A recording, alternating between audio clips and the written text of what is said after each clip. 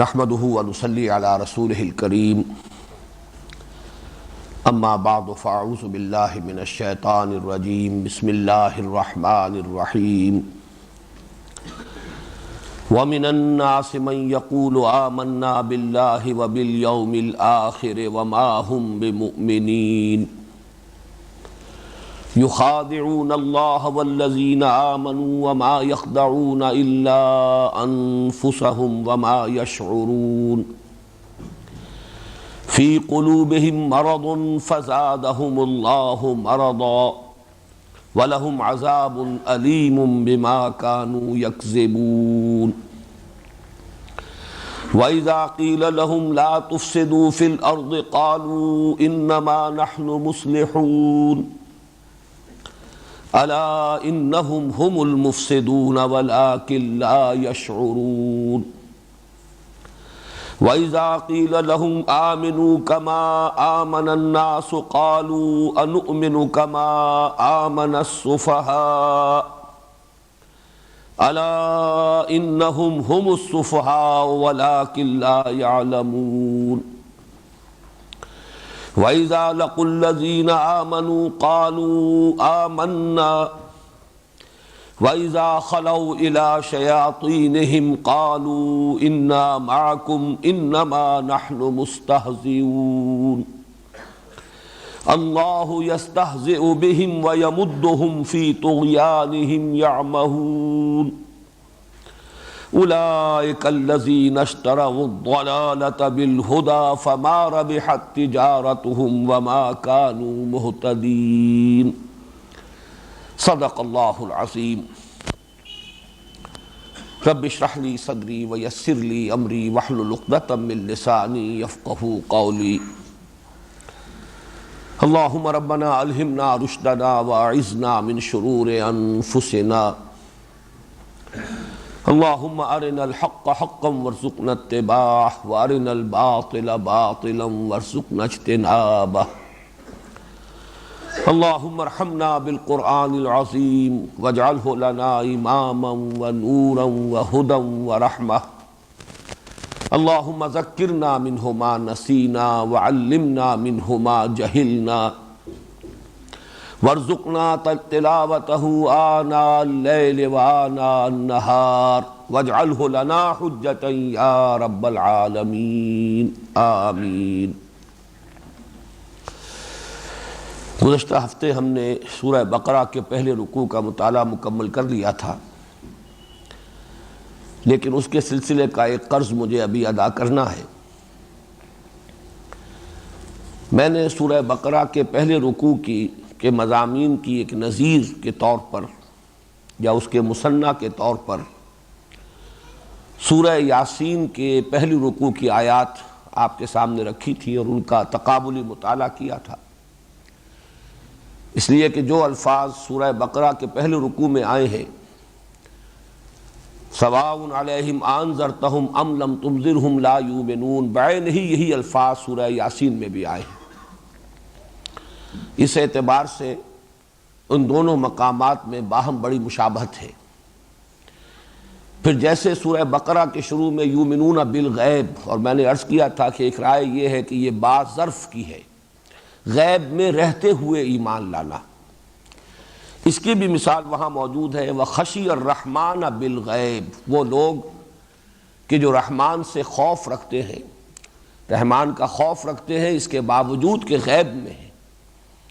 تو یہ چند چیزیں ایسی تھیں کہ جو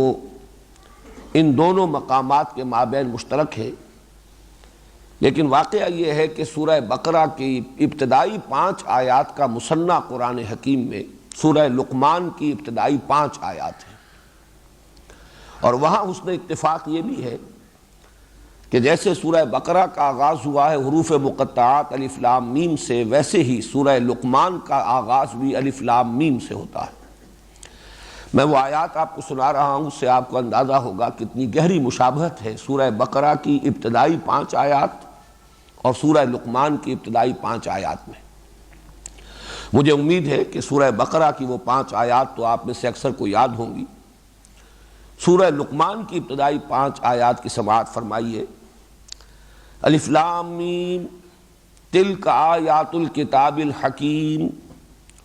ہدی ورحمۃ للمحسنین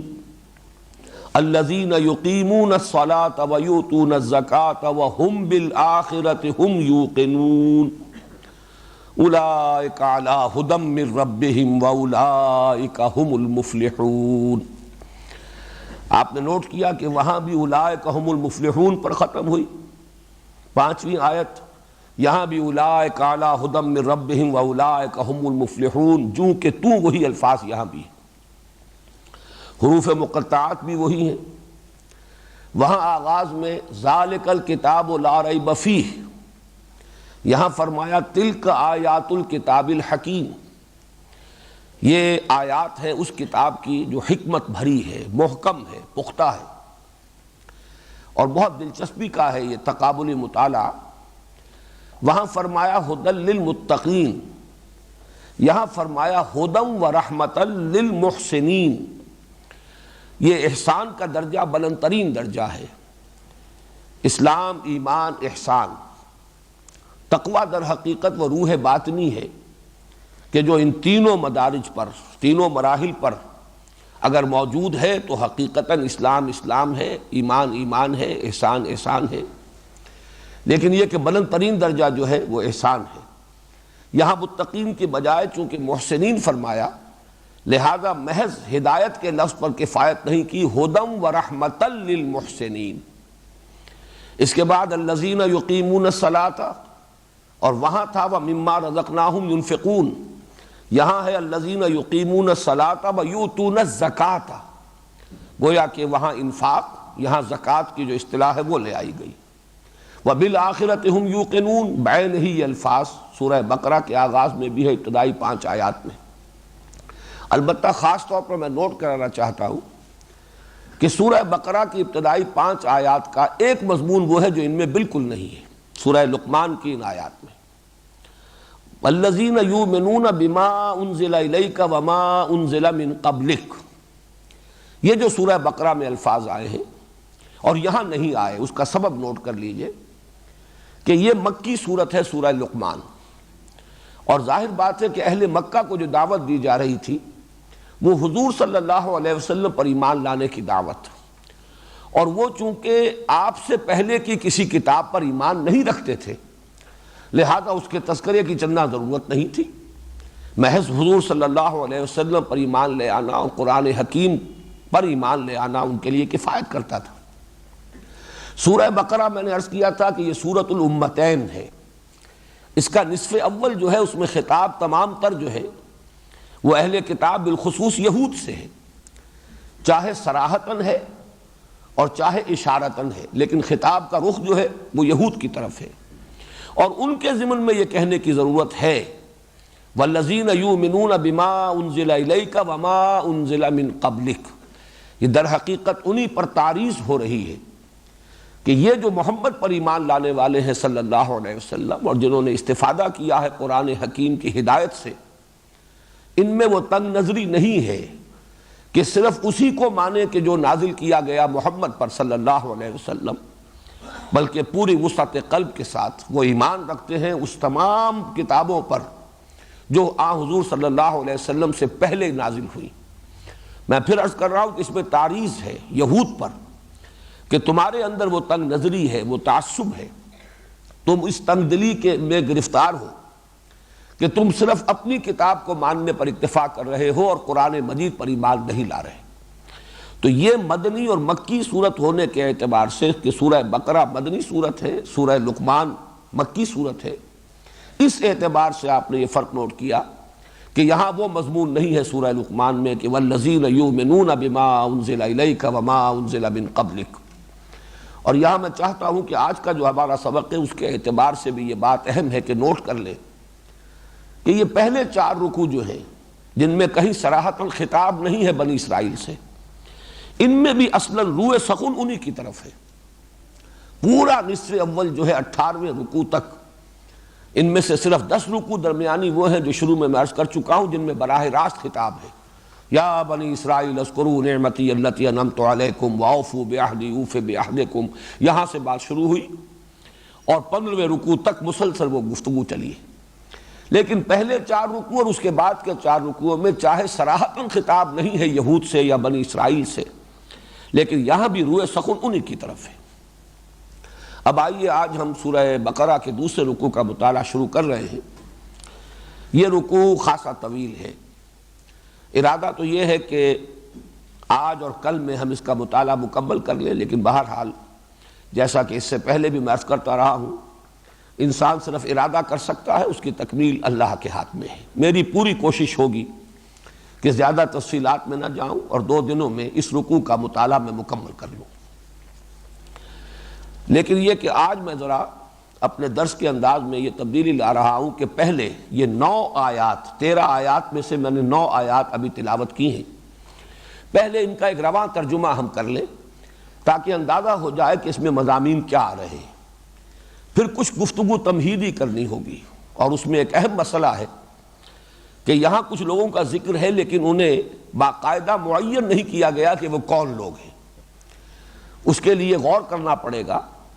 جو باتیں کہی جا رہی ہیں ان سے اسی کے حوالے سے معین کرنا ہوگا کہ یہاں خطاب کن سے ہو رہا ہے۔ وَمِنَ النَّاسِ مَن يَقُولُ آمَنَّا بِاللَّهِ وَبِالْيَوْمِ الْآخِرِ وَمَا هُمْ بِمُؤْمِنِينَ، اور لوگوں میں سے بعض وہ بھی ہیں جو کہتے ہیں ہم ایمان لے آئے اللہ پر اور یوم آخر پر، اور دوسرا ترجمہ یہ ہو سکتا ہے ہم ایمان رکھتے ہیں اللہ پر اور یوم آخر پر۔ یہ دونوں ترجمے میں اس لیے بیان کر رہا ہوں کہ 2 رائے مختلف ہے کہ یہاں خطاب کن سے ہو رہا ہے، تو یہ دونوں ترجمے ان 2 راؤں سے مطابقت رکھنے والے ہیں۔ وَمِنَ النَّاسِ مَن يَقُولُ آمَنَّا بِاللَّهِ وَبِالْيَوْمِ الْآخِرِ، اور لوگوں میں سے کچھ وہ بھی ہیں، بعض وہ بھی ہیں جو کہتے ہیں کہ ہم ایمان رکھتے ہیں اللہ پر اور یوم آخر پر، یا ہم ایمان لے آئے اللہ پر اور یوم آخر پر۔ وَمَا هُم بِمُؤْمِنِينَ، درا حال ہے کہ وہ مومن نہیں ہے۔ يُخَادِعُونَ اللَّهَ وَالَّذِينَ آمَنُوا، وہ دھوکہ دینے کی کوشش کر رہے ہیں اللہ کو اور اہل ایمان کو۔ وَمَا يَخْدَعُونَ إِلَّا أَنفُسَهُمْ، اور نہیں دھوکہ دے رہے مگر صرف اپنے آپ کو۔ وَمَا يَشْعُرُونَ، لیکن انہیں اس کا شعور نہیں ہے، یا لیکن وہ غور نہیں کرتے۔ یہ بھی 2 تراجم ہیں مختلف۔ فی قلوبہم مرض، ان کے دلوں میں ایک روگ ہے یا روگ تھا۔ فی قلوبہم مرض، ایک روگ، ایک مرض، ایک بیماری۔ فزادہم اللہ مرضا، تو بڑھا دیا ان کے لیے اللہ نے ان کے مرض کو، اضافہ کر دیا ان کی بیماری میں، ان کے روگ میں۔ وَلَهُمْ عَذَابٌ أَلِيمٌ بِمَا كَانُوا يَكْذِبُونَ، اور ان کے لیے ہے دردناک عذاب بسبب اس جھوٹ کے جو وہ بولتے رہے، یا دوسرا ترجمہ ہے بسبب اس جھوٹ کے جو وہ کہتے رہے۔ اس کے بھی میں بعد میں وضاحت کروں گا کہ یہ 2 ترجمے کیوں بیان کر رہا ہوں۔ وَإِذَا قِيلَ لَهُمْ لَا تُفْسِدُوا فِي الْأَرْضِ، اور جب ان سے کہا جاتا ہے مت فساد مچاؤ زمین میں، قَالُوا إِنَّمَا نَحْنُ مُصْلِحُونَ، وہ کہتے ہیں کہ ہم تو اصلاح کرنے والے ہیں، مصلحین ہیں۔ الا انہم ہم المفسدون، آگاہ ہو جاؤ یقیناً وہی مفسد ہیں، ولکن لا یشعرون، لیکن انہیں اس کا شعور نہیں ہے، وہ اس کی سمجھ نہیں رکھتے، انہیں اس کا احساس نہیں ہے۔ وَإِذَا قِيلَ لَهُمْ آمِنُوا كَمَا آمَنَ النَّاسُ، اور جب ان سے کہا جاتا ہے ایمان لاؤ جیسے کہ ایمان لائے دوسرے لوگ، یا جیسے کہ ایمان لائے سب لوگ۔ قَالُوا وَنُؤْمِنُ كَمَا آمَنَ السُّفَهَاءُ، وہ کہتے ہیں کہ کیا ہم ایمان لائیں جیسے کہ احمق لوگ ایمان لائے ہیں، ناسمجھ لوگ، بے وقوف لوگ ایمان لائے ہیں۔ الا انہم ہم المفسدون، آگاہ ہو جاؤ، سن رکھو، یقیناً وہی مفسد ہیں، ولکن لا یشعرون، وہی بے وقوف ہیں، وہی احمق ہیں، وہی ناسمجھ ہیں، ولکن لا یعلمون، لیکن وہ علم نہیں رکھتے۔ وَإِذَا لَقُوا الَّذِينَ آمَنُوا قَالُوا آمَنَّا، اور جب ان کی ملاقات ہوتی ہے یا وہ ملاقات کرتے ہیں اہل ایمان سے تو کہتے ہیں ہم ایمان رکھتے ہیں یا ہم ایمان لے آئے۔ وَإِذَا خَلَوْا إِلَىٰ شَيَاطِینِهِمْ، اور جب وہ علیحدہ ہوتے ہیں اپنے ان شیطانوں اور سرداروں کی مجلسوں میں، قالوا انا معکم، تو وہ کہتے ہیں ہم تو آپ ہی کے ساتھ ہیں، انما نحن مستہزئون، ہم تو صرف استہزاء کر رہے ہیں، مذاق کر رہے ہیں، تمسخر کر رہے ہیں۔ اللہ یستہزئ بہم، حقیقت یہ ہے کہ اللہ ان سے مذاق کر رہا ہے، یا اللہ ان کا مذاق اڑا رہا ہے۔ وَيَمُدُّهُمْ فِي طُغْيَانِهِمْ يَعْمَهُونَ، اور ان کو ڈھیل دے رہا ہے، ان کی رسی دراز کر رہا ہے کہ وہ اپنی سرکشی میں، اپنی نافرمانی میں بڑھتے چلے جا رہے ہیں، اندھے ہو کر، بغیر بصیرت کے، اندھے بہرے ہو کر۔ ویسے اس کا مفہوم تفصیل سے میں بعد میں عرض کروں گا۔ اولئک الذین اشتروا الضلالۃ بالہدی، یہ ہے وہ لوگ کہ جنہوں نے ہدایت کے بدلے، ہدایت کے عوض ضلالت اور گمراہی خرید لی۔ فما ربحت تجارتہم، تو نہ مفید ہوئی ان کے حق میں ان کی یہ تجارت، ان کا یہ سودا، نہ مفید اور نفع بخش ہوا ان کے لیے یہ سودا۔ فما ربحت تجارتہم وما کانوا مہتدین، اور نہ ہی ہوئے وہ ہدایت پانے والے۔ اللہم ربنا لا تجعلنا منہم، اللہم ربنا لا تجعلنا منہم، اللہم ربنا لا تجعلنا معہم۔ ان آیات کے بارے میں جو تمہیدی گفتگو مجھے عرض کرنی ہے وہ یہ ہے کہ تقریباً تمام مفسرین نے ان کا مصداق منافقین کو قرار دیا ہے۔ گویا کہ سورہ بقرہ کے پہلے رکوع میں دو گروہوں کی طرف اشارہ کر دیا گیا، ایک مومنین صادقین جنہوں نے قرآن حکیم کی ہدایت سے کما حقہ استفادہ کیا، اولئک علی ھدی من ربہم، یہ موجود ہے تمہارے سامنے، جیسے کہ میں نے عرض کیا تھا کہ درخت کو اس کے پھل سے پہچانا جاتا ہے۔ ہدایت قرآنی کے نتائج اور ثمرات تمہارے سامنے ہیں، دیکھ لو ابو بکر کو، دیکھ لو عمر کو، حمزہ کو، ابو عبیدہ بن الجراح کو، طلحہ کو، زبیر کو، مصعب بن عمیر کو، یہ جماعت ہے۔ اولئک علی ھدی من ربہم واولئک ھم المفلحون۔ دوسرا وہ گروہ، اور یہ میں عرض کر چکا ہوں کہ اگرچہ وہاں الفاظ عام ہیں ان الذین کفروا، لیکن اس سے مراد خاص ہے، یعنی کفار قریش اور بالخصوص ان کے سردار جو کفر پر اڑ گئے تھے، تعصب کی بنا پر، تکبر کی بنا پر، حسد کی بنا پر، اور شقاق میں مبتلا ہو گئے تھے، زدم زدہ میں۔ ان کے بارے میں فرما دیا گیا کہ اے نبی آپ خواہ انہیں کتنا ہی سمجھائیں، سواء علیہم انذرتہم ام لم تنذرہم لا یؤمنون۔ اس میں اشارہ ہو گیا ابو جہل کی طرف، ابو لہب کی طرف وغیرہم۔ اب ایک بین کی جماعت ہے، مومنین صادقین، اور کھلم کھلا جو معاندین ہیں، دشمن ہیں، مخالفین ہیں، کھلم کھلا ان کے بین کی ایک جماعت ہے، اور ہم سب جانتے ہیں کہ ان کے لیے نام ہے، اصطلاحی نام ہے منافق۔ تو محسوس ایسا ہوتا ہے کہ یہ سارا بیان، اگرچہ یہاں لفظ منافق کہیں نہیں آیا، نفاق کا لفظ بھی کہیں نہیں آیا، لیکن یہ کہ اس پر تقریباً اجماع ہے، اس لیے کہ امام راضی رحمۃ اللہ علیہ نے تو اجماع کا لفظ استعمال کیا، اجمع المفسرون، اس پر اجماع ہے تمام مفسرین کا کہ یہ یہاں مراد جو ہے منافق ہیں۔ اور ظاہر بات ہے کہ یہ جو ترجمہ آپ کے سامنے آیا ہے، یہ ترجمہ خود بھی بول رہا ہے، بغیر نام لیے گویا کہ اشارہ ہو رہا ہے کہ کن لوگوں کے بارے میں گفتگو ہو رہی ہے، یہ کن کی صفات ہیں، کن کے خصائص ہیں، کن کا یہ طرز عمل ہے، کن کے یہ اقوال ہیں جو نقل کیے جا رہے ہیں۔ لیکن ایک رائے جو اگرچہ منفرد ہے، مولانا امین حسن اصلاحی صاحب نے پیش کی ہے، چونکہ مجھے اس میں بھی کچھ وزن نظر آتا ہے، اس لیے میں اس وقت آپ کے سامنے وہ رائے بھی پیش کر رہا ہوں۔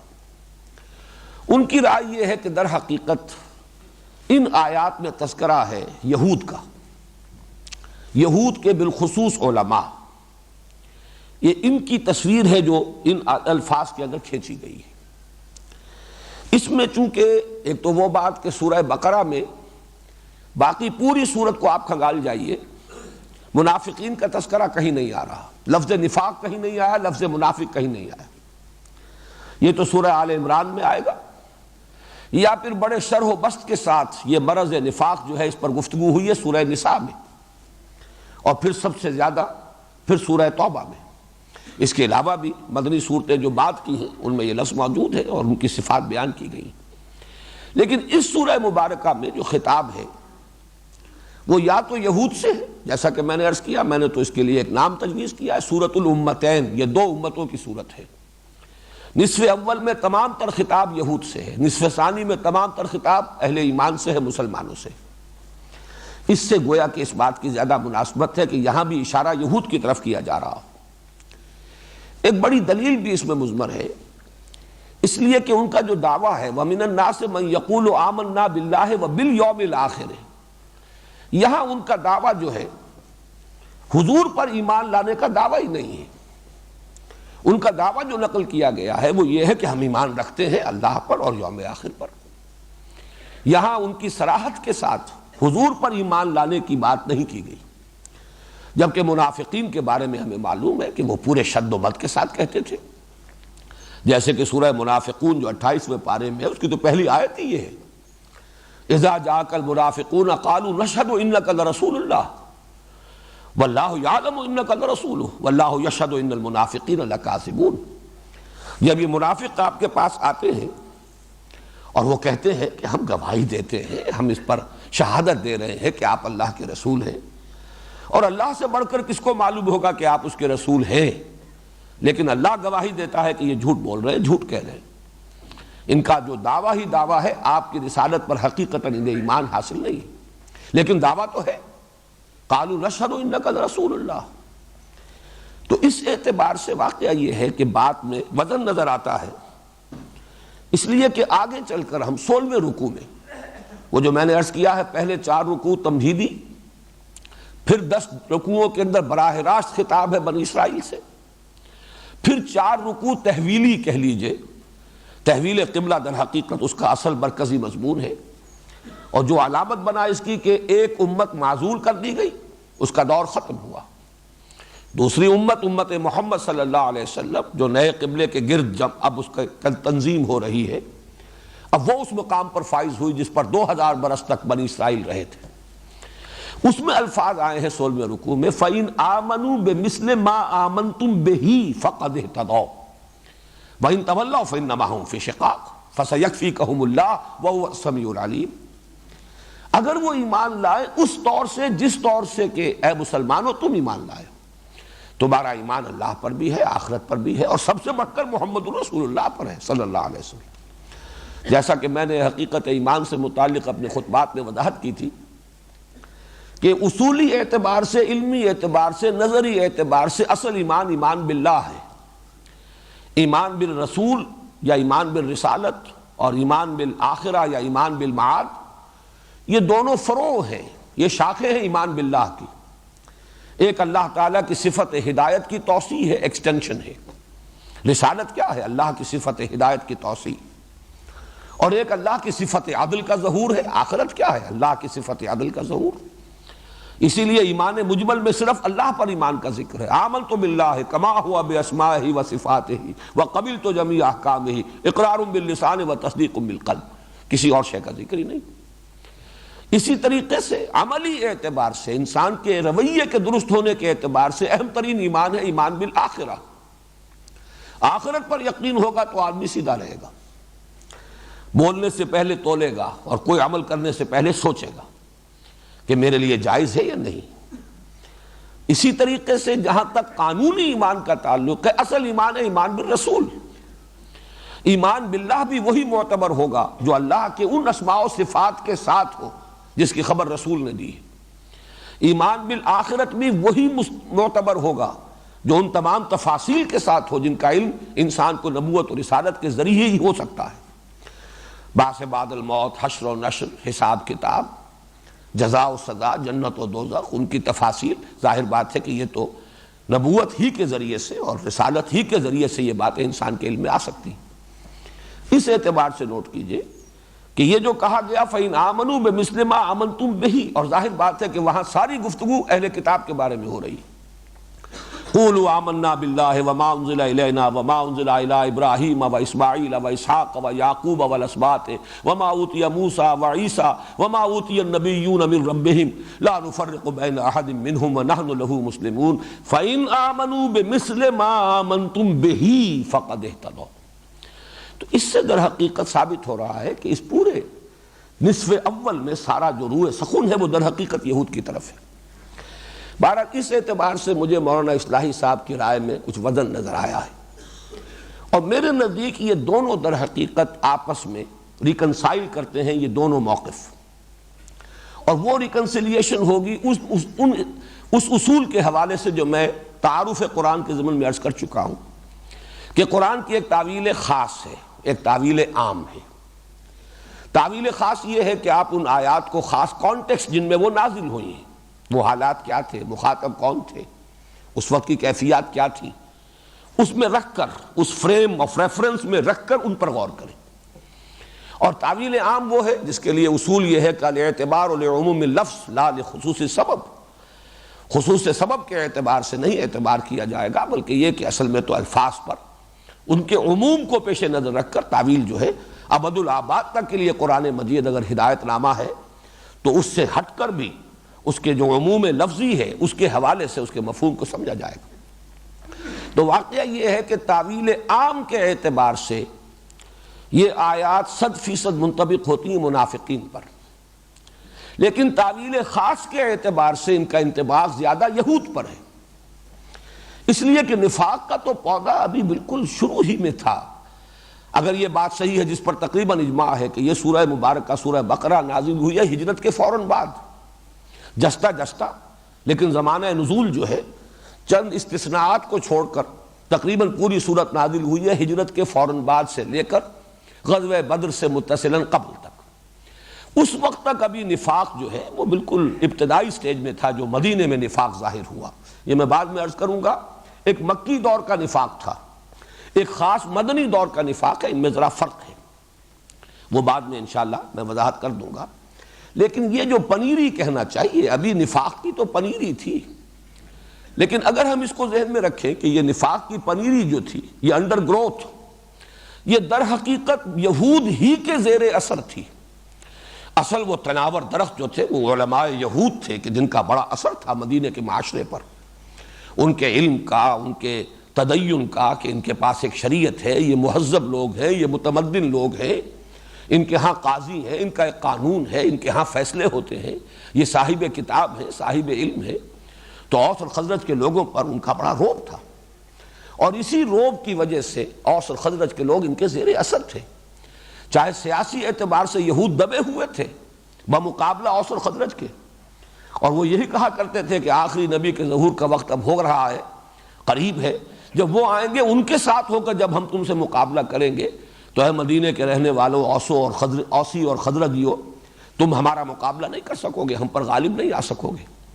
لیکن یہ کہ تمدنی اعتبار سے، علمی اعتبار سے، تہذیبی اعتبار سے غلبہ یہود کا تھا۔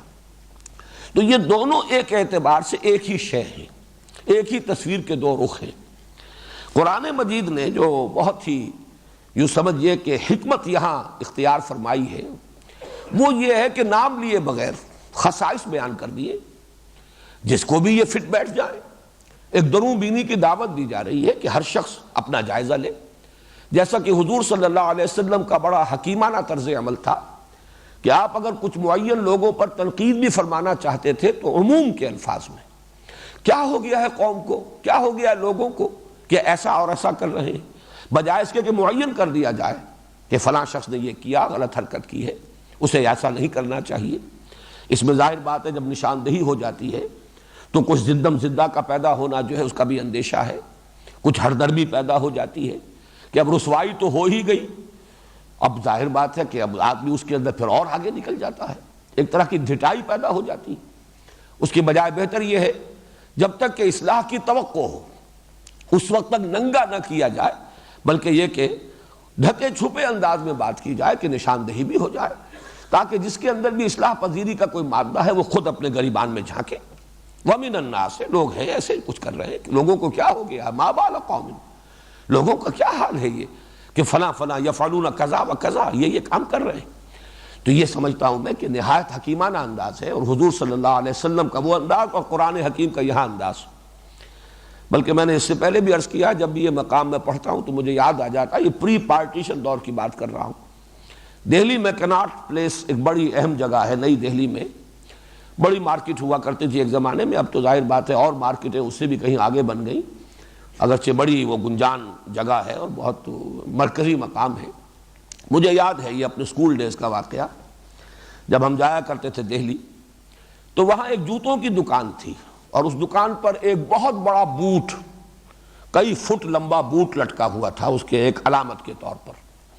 اور بڑا پیارا جملہ انگریزی کا لکھا ہوا تھا، free to whom it fits, لے جائے جس کے پاؤں میں یہ فٹ آ جائے وہ لے جائے، مفت۔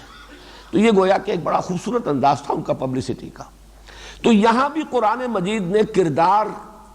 کشی کر دی ہے، ایک نقشہ کھینچ دیا ہے، free to whom it fits. اب ہر شخص جو ہے وہ جائزہ لے لے کہ کہیں یہ اوصاف اس میں تو نہیں ہے، یہ خصائص اس میں تو نہیں ہے،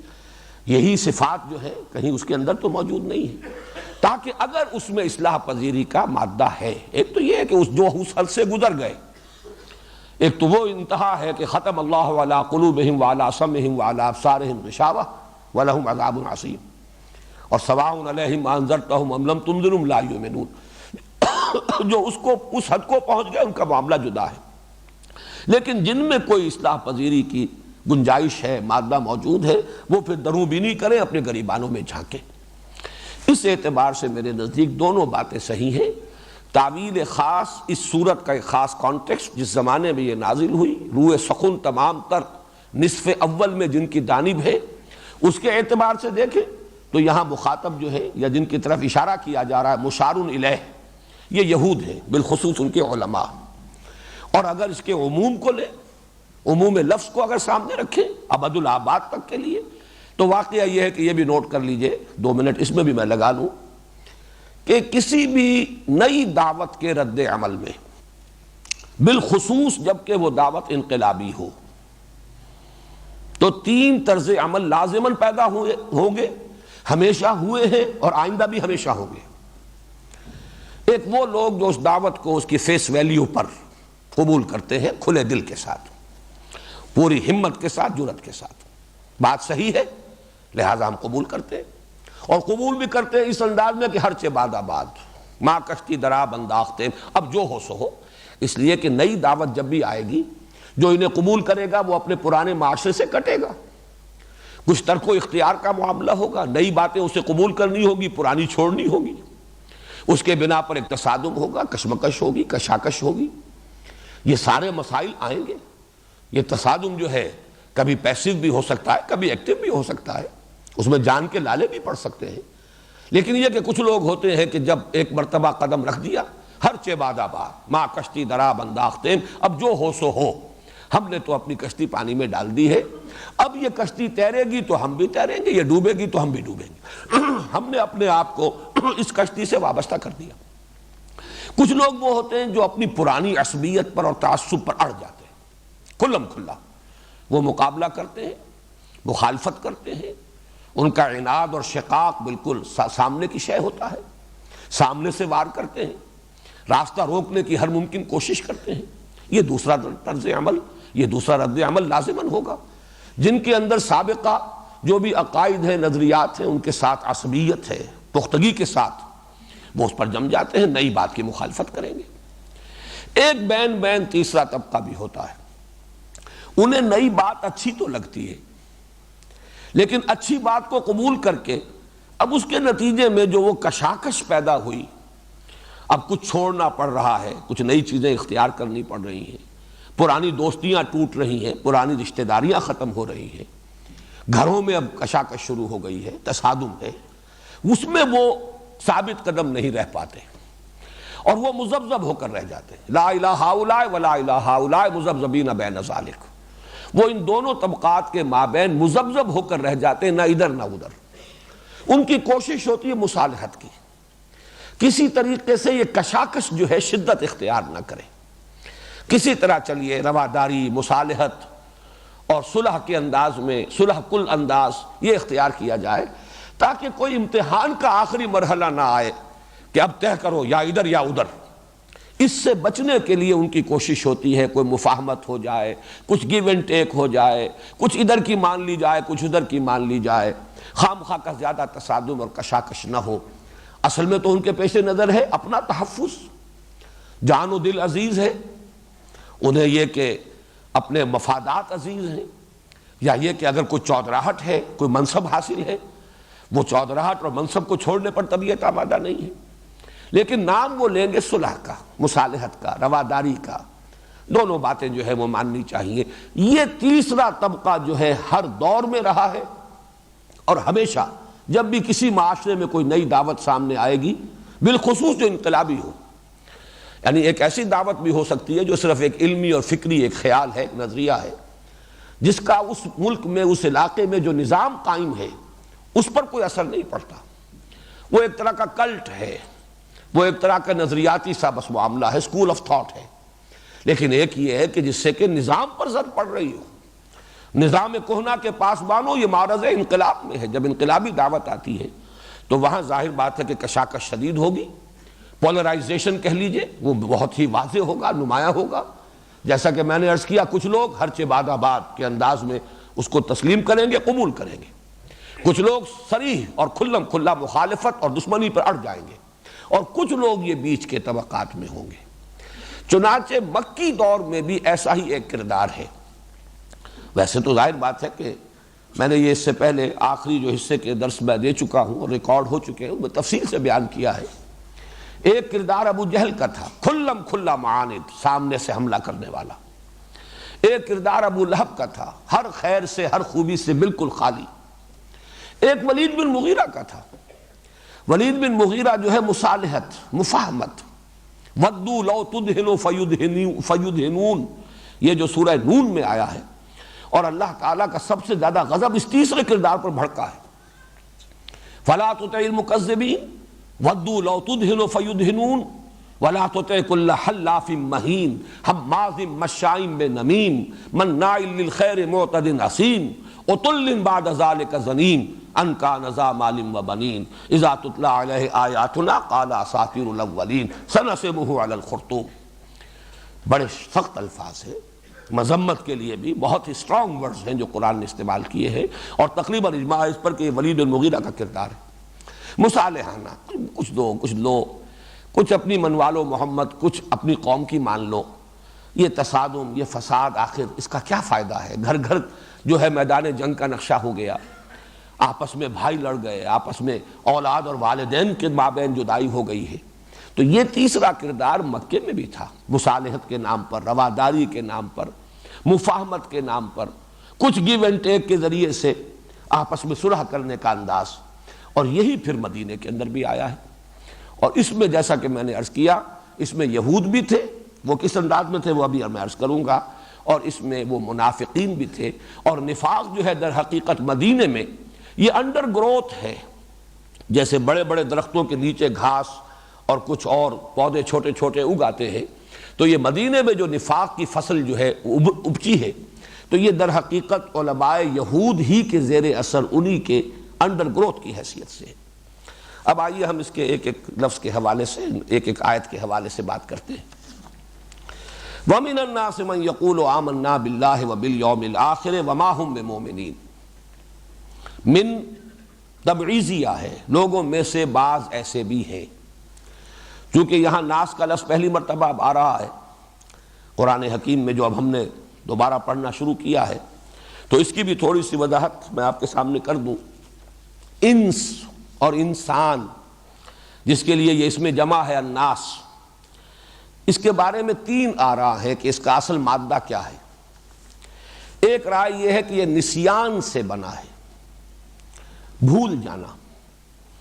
اور یہ رائے حضرت ابن عباس رضی اللہ تعالی عنہما سے مروی ہے۔ سمی انسانا لأنہ عہد الیہ فنسیا، یہ سورہ طٰہٰ میں ذکر موجود ہے کہ ہم نے آدم سے ایک عہد لیا تھا لیکن وہ بھول گیا، فنسی۔ تو اس سے یہ افعلان کے وزن پر انسیان اصل لفظ ہے، جس میں سے ایک یہ جو ہے درمیان میں سے حذف ہو گئی تو انسان بن گیا۔ ایک رائے یہ ہے، یہ مبالغے کا وزن ہے افعلان کے وزن پر۔ دوسری رائے یہ کہ یہ انس سے بنا ہے، انس باہمی محبت، معانست، ایک دوسرے کی طرف ایک دوسرے سے ایک قرب اور تعلق۔ انس تو یہ اردو میں عام معروف شے ہے، اور اسی سے یہ بات ذہن میں رکھیے کہ انسان کے بارے میں مانا جاتا ہے کہ یہ گریگوریس اینیمل ہے، یہ مدنی الطبع حیوان ہے، مل جل کر رہنا جو ہے آپس میں مانوس ہو کر، یہ گویا کہ اس کی طبیعت کا ایک حصہ ہے۔ تیسری رائے یہ کہ آنسا کا لفظ آتا ہے دیکھنے کے معنی میں، وآنس جانب طور الایمن نارا، حضرت موسیٰ علیہ السلام کے بارے میں آیا ہے کہ انہوں نے طور کے ایک طرف ایک جانب جو ہے آگ دیکھی، تو انہوں نے پھر اپنے اہل و عیال سے کہا کہ تم یہاں ذرا انتظار کرو، میں جاتا ہوں۔ تو آنسا تو اس کے معنی ہے دیکھنا، تو انسان در حقیقت بمقابلہ جن، جن کا مادہ ہی جیم نون نون یہ آتا ہے مخفی شے کے لیے، وہ چونکہ غیر مرئی مخلوق ہے نظر نہیں آتے اس لیے وہ جن کہلاتے ہیں۔ انسان اس لیے کہلاتا ہے کہ وہ مرئی ہے، نظر آتا ہے، دیکھا جا سکتا ہے۔ تو تیسری رائے یہ ہے۔ اب انس کی جمع اناسی ہے، اناسی یا کثیرہ قرآن حکیم میں ایک مقام پر آیا ہے، اور پھر اسی پر الف لام لگتا ہے، تو گویا کہ الاناس کے بجائے یہ الناس یہ لفظ ہے، یہ گویا کہ اس کی جو ہے اس کی لغوی بحث جو ہے وہ میں نے آپ کے سامنے پیش کر دی۔ وَمِنَ النَّاسِ، اور لوگوں میں سے کچھ ایسے بھی ہیں، مَن يَقُولُ آمَنَّا بِاللَّهِ وَبِالْيَوْمِ الْآخِرِ وَمَا هُم بِمُؤْمِنِينَ، جو دعویٰ کرتے ہیں کہ ہم ایمان رکھتے ہیں اللہ پر اور یوم آخر پر، درحال ہے کہ وہ مومن نہیں۔ یہ رکھتے ہیں کہ ترجمہ در حقیقت اس تعویل خاص کے اعتبار سے ہے۔ یہود کا دعویٰ یہ تھا کہ اے مسلمانوں، ہم پہلے سے مانتے ہیں اللہ کو اور اس کی توحید کو، ہم پہلے سے ایمان رکھتے ہیں آخرت پر، بعث بعد الموت پر، لہذا ہمیں مومن مانو، ہم بھی مومن ہیں۔ کوئی ضروری بات نہیں ہے محمد پر ایمان لانا صلی اللہ علیہ وسلم۔ بظاہر یہ بات بڑی مضبوط سی بھی لگتی ہے کہ اصولی باتیں تو یہی دو ہیں، باقی تو ایک شخص کا معاملہ ہے، شخص معین کو مانا جائے یا نہ مانا جائے۔ ایمانیات ثلاثہ میں سے اصولی اعتبار سے اگر غور کیا جائے، اللہ کو مان لیا جائے توحید کے ساتھ، آخرت کو مان لیا جائے، قانون مکافات و مجازات کو تسلیم کر لیا جائے، اعمال کے نتائج نکلیں گے، تو در حقیقت وہ جو ایک آیہ مبارکہ میں ہے قالوا انا للہ و انا الیہ راجعون، یہی دو ایمان ہے کہ جو جمع کیے گئے، انا للہ و انا الیہ راجعون، معلوم ہوا ایک اللہ پر ایمان اور ایک اللہ کی طرف لوٹ کر جانے پر یقین، یہ دو چیزیں ہیں اصل میں۔ باقی یہ کہ باقی چیزیں اشخاص کا معاملہ جن کی کوئی خاص اہمیت نہیں ہے۔ میں خاص طور پر اس بات کا تذکرہ اس لیے کر رہا ہوں کہ ہمارے ہاں تفسیری ایک بہت بڑا مسئلہ اور اشکال رہا ہے۔ سورہ بقرہ کی آیت نمبر 62، سورہ مائدہ کی آیت نمبر 69، ان الذین آمنوا والذین ہادوا والنصارى والصابئین من آمن باللہ والیوم الآخر وعمل صالحا فلہم اجرہم عند ربہم ولا خوف علیہم ولا ہم یحزنون۔ ان دونوں مقامات پر بھی سورہ مائدہ کی آیت نمبر 69 یہی مضمون،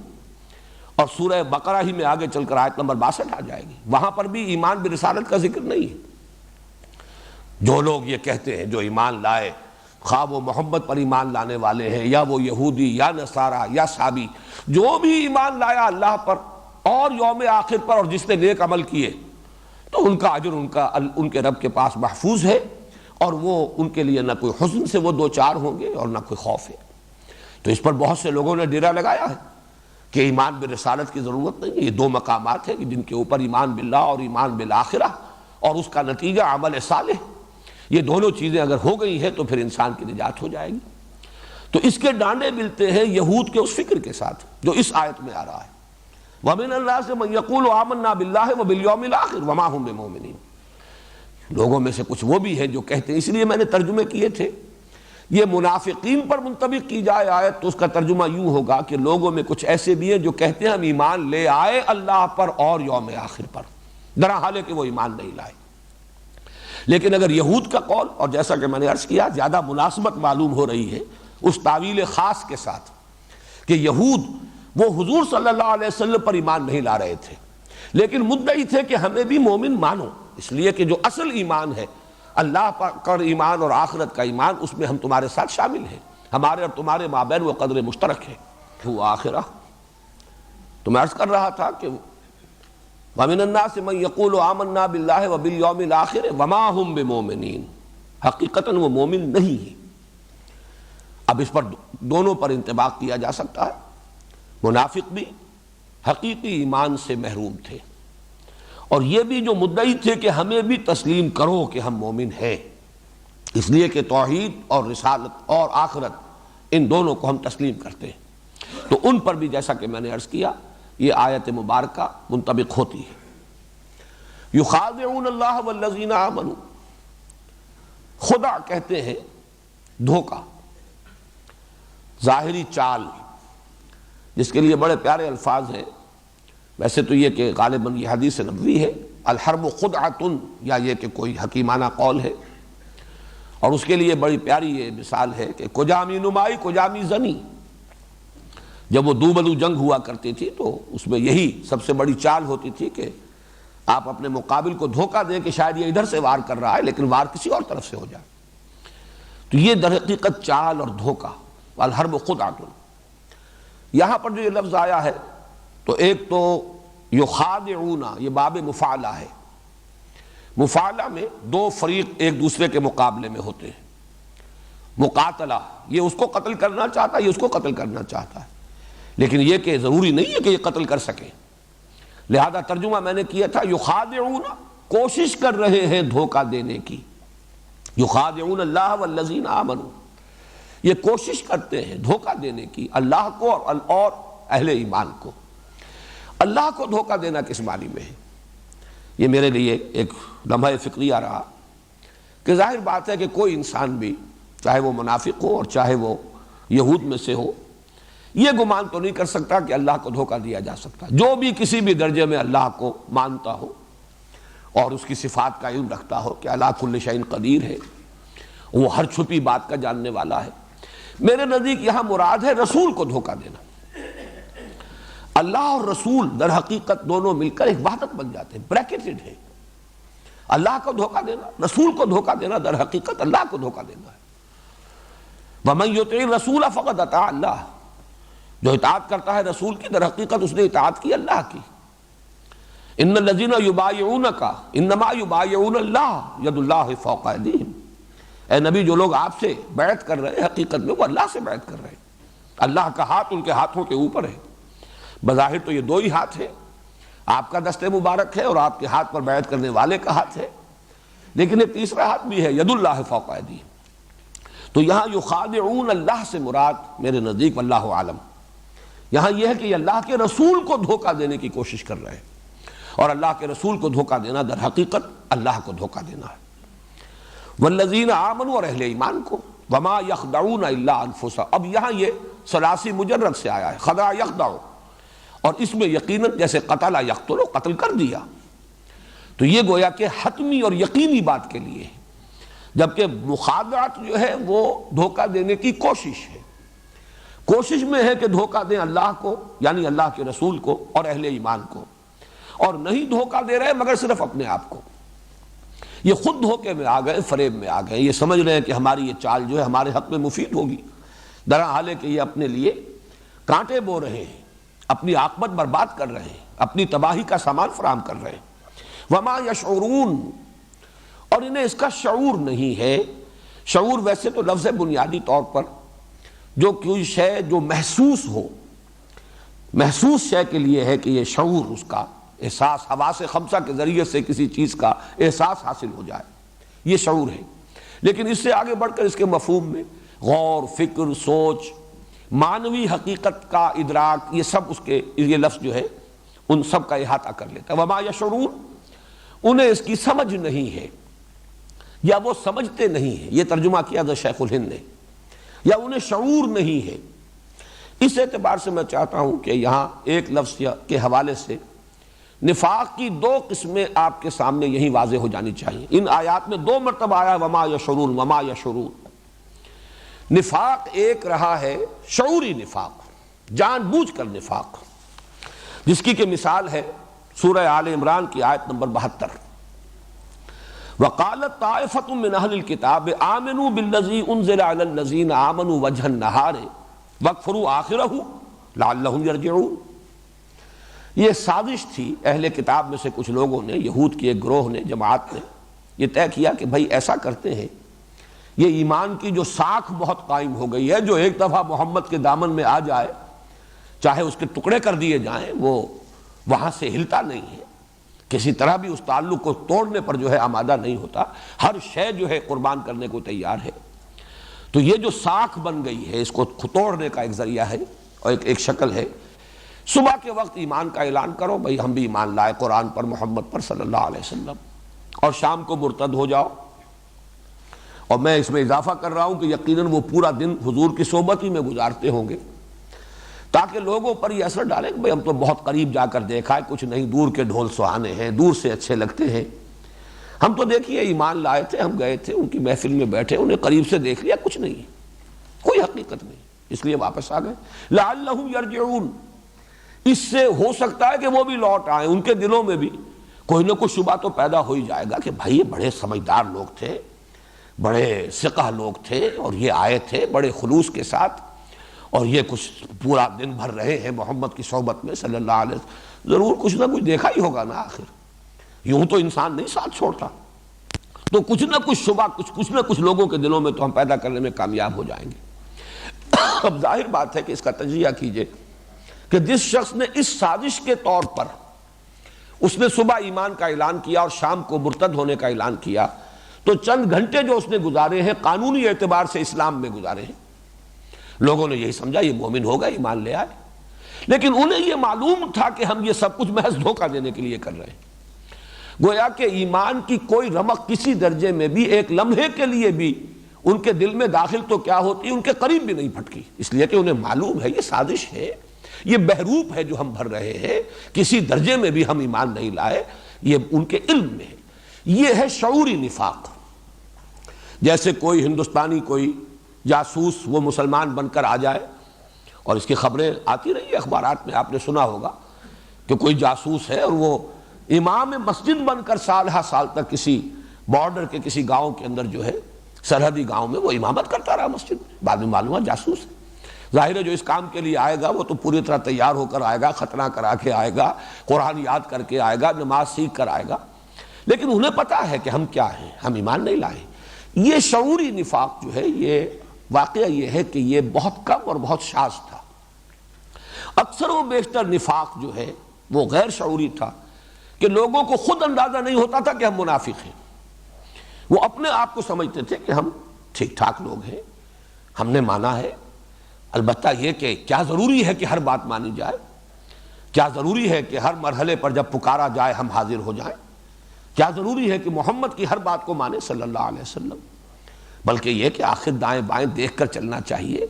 آگے پیچھے دیکھنا چاہیے، تحفظ جان و مال جو ہے وہ بھی ضروری ہے۔ اس اعتبار سے میں عرض کر رہا ہوں کہ مکی نفاق اس نوعیت کا تھا کہ جو لوگ ایمان لائے، اس لیے کہ پورے مکی قرآن میں صرف ایک سورہ عنکبوت ہے جس میں نفاق کا ذکر ہے، اور وہ ذکر آیا ہے آزمائشوں کے ذیل میں۔ سورہ عنکبوت کا آغاز ہی ہوتا ہے، وہ بھی الف لام میم سیریز کی صورت ہے،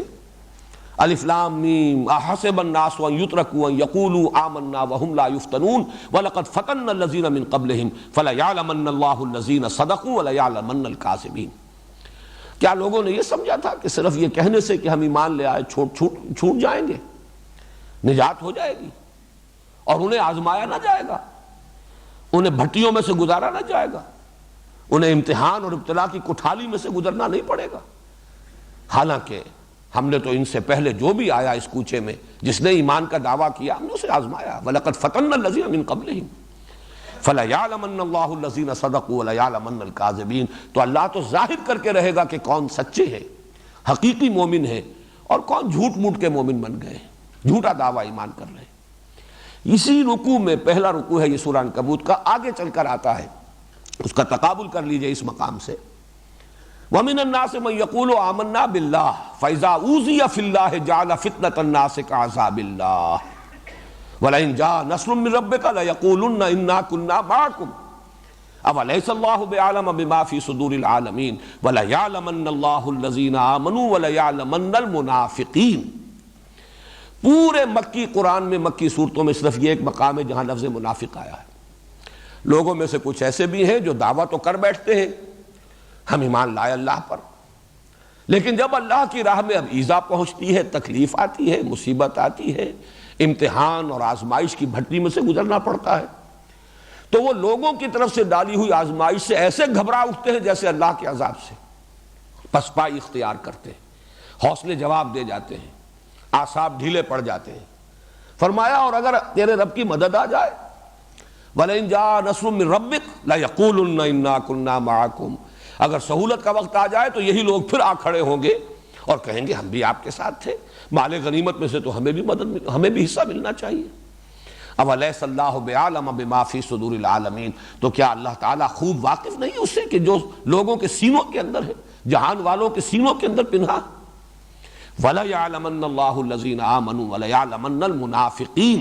اور اللہ تعالیٰ تو ظاہر کر دے گا ان کو جو حقیقتاً مومن ہیں، اور کھول دے گا، پردہ چاک کر دے گا ان کا کہ جو منافق ہے۔ یہ نفاق جو ہے، یہ یوں سمجھئے کہ ضعف ارادہ، قوت ارادی کی کمی۔ آدمی چلنا چاہتا ہے، ایک بات اچھی لگی ہے، بات اچھی ہے، صحیح ہے، دل گواہی دیتا ہے کہ حق ہے، چلو بھائی قبول کر لو، قبول کر لیا، لیکن اب آئی آزمائش، اب رشتے ٹوٹے، اب گھر سے نکالا جا رہا ہے، اب ماریں پڑ رہی ہیں، اب اعصاب ڈھیلے پڑ گئے، وہ عزیمت اور ہمت کی کمی، قوت ارادی کا ضعف، یہ ہے در حقیقت وہ چیز کہ جس کا تذکرہ کیا گیا ہے سورہ عنکبوت میں۔ مدینہ منورہ میں آ کر اس میں ایک اور شے کا اضافہ ہوا، جہاں شعوری نفاق بھی شروع ہو گیا، جیسے کہ اس مثال میں دے چکا ہوں، یعنی سازشی نفاق کہ محض دھوکہ دینے کے لیے ایمان کا اعلان کیا جائے، وہاں اس میں ایک اور چیز کا اضافہ ہوا۔ اب قبائلی سطح پر فیصلے ہو رہے تھے، ایک گھرانہ طے کرتا ہے کہ بھائی اب چلیو ایمان لے آؤ، ٹھیک ہے، جیسے کہ کہیں آخری دور میں جب کہ فتح آ گئی ہے، جب وقت آیا ہے، اور يدخلون الناس فی دین اللہ ورایت الناس يدخلون فی دین اللہ افواجا، فوج در فوج آئے ہیں، تو ظاہر بات ہے کہ ہر شخص کے دل میں وہ یقین والا ایمان تو نہیں داخل ہو گیا تھا۔ ایک قبیلے کی سطح پر طے کیا گیا کہ بھائی چلو اب ایمان لے آؤ چل کر، اب تو معاملہ ختم ہوا، اب اس نو یوز کنٹینیوئنگ ریزسٹنس، اب راستہ نہیں روکا جا سکتا محمد کا صلی اللہ علیہ وسلم۔ تو یقیناً اس وقت جو لوگ ایمان لاتے تھے ان میں مومن صادق بھی تھے، ان میں یقیناً منافق بھی ہوں گے کہ ٹھیک ہے اس وقت تو گردن جھکا لو، جب موقع آئے گا پھر دیکھیں گے۔ یہ گویا کہ وہ شعوری نفاق۔ اور کچھ ایسے لوگ بھی کہ جنہوں نے ٹھیک ہے بھائی سب بات تو اچھی ہے، چلو کوئی غلط بات تو ہے نہیں، بات تو ٹھیک ہے، دل گواہی دیتا ہے، فطرت کی بات ہے، ایمان لے آؤ۔ یہ لوگ کسی سنجیدہ فیصلے سے، انفرادی سطح پر سنجیدہ فیصلہ، سوچا سمجھا فیصلہ، یہ اور شے ہوتی ہے، اور ایک اجتماعی فیصلہ، ایک برادری کی سطح پر فیصلہ، ایک قبیلے کی سطح پر فیصلہ، اس میں شامل ہو جانا یہ دوسری بات ہے۔ اب ظاہر ہے کہ جب راستے کے اندر اب تکلیفیں آئیں گی، مصائب آئیں گے، تو پھر قدم ڈگمگائیں گے۔ تو یہ بھی ایک نفاق کی شکل تھی کہ جو مدینہ منورہ میں پیدا ہوئی۔ وہ سورہ حجرات کی آیت ذہن میں لے آئیے، قالت الاعراب آمنا قل لم تؤمنوا ولكن قولوا اسلمنا ولما يدخل الايمان في قلوبكم وان تطيعوا الله ورسوله لا يلدكم من اعمالكم شيئا ان الله غفور رحیم۔ یہ بدو کہتے ہیں ہم ایمان لے آئے، اے نبی ان سے کہیے تم ایمان نہیں لائے ہو، صرف یہ کہو کہ ہم مسلمان ہو گئے، ہم نے اطاعت قبول کر لی، ہم اسلام لے آئے، اور ابھی تک ایمان تمہارے دلوں میں داخل نہیں ہوا، لیکن اگر تم اللہ اور اس کے رسول کی اطاعت کرتے رہو گے، یعنی اگر دھوکہ تمہارے پیش نظر نہیں ہے، چاہے ایمان حقیقتاً ابھی دل میں داخل نہ ہوا ہو، لیکن اگر اطاعت کرو گے یہ ایمان بھی دل میں داخل ہو جائے گا، اس لیے کہ عمل سے بھی ایمان پیدا ہوتا ہے، اور اللہ تمہارے اعمال کے اجر و ثواب میں کوئی کمی نہیں کرے گا۔ لیکن جان لو حقیقی مومن کون ہے، انما المؤمنون الذین آمنوا باللہ ورسولہ ثم لم یرتابوا وجاہدوا باموالہم وانفسہم فی سبیل اللہ اولئک هم الصادقون۔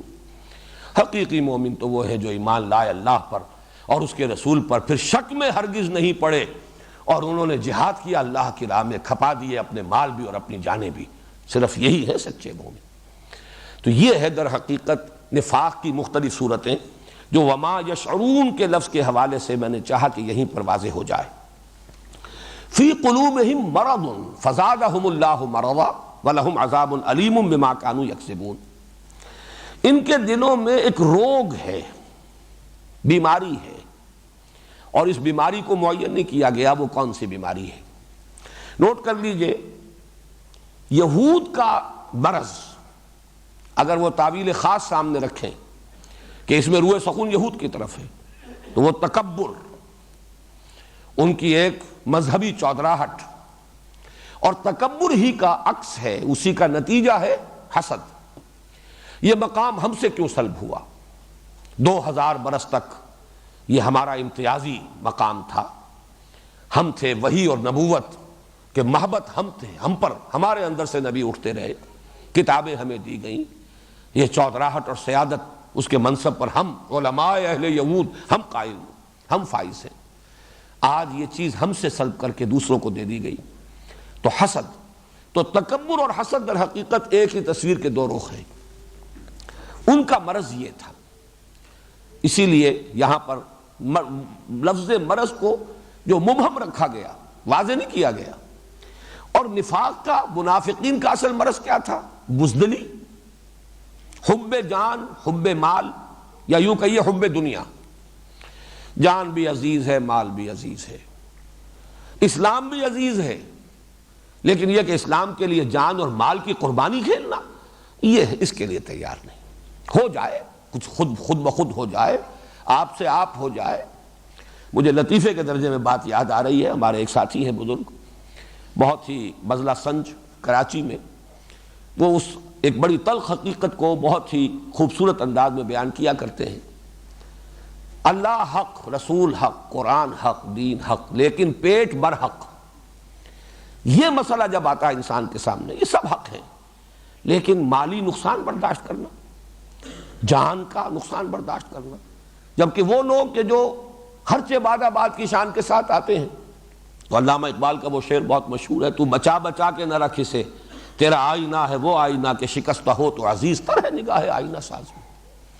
لیکن جن کی یہ کیفیت نہیں، وہ جو غالب نے کہا کہ جس کو ہو جان و دل عزیز اس کی گلی میں جائے کیوں، لیکن کچھ لوگ اس گلی میں داخل تو ہو گئے ہیں، جان بھی عزیز ہے، مال بھی عزیز ہے، کسی شے کا نقصان جو ہے گوارا نہیں ہے، تو وہ تو مذبذب ہو کر رہ جائیں گے۔ فی قلوبہم مرض، تکبر کا مرض یہ یہود کا، اور حب دنیا، حب مال، دنیا کے تمام متعلقات اس میں آ جائیں گے۔ اولاد بھی پیاری ہے، اہل و عیال سے بھی محبت ہے،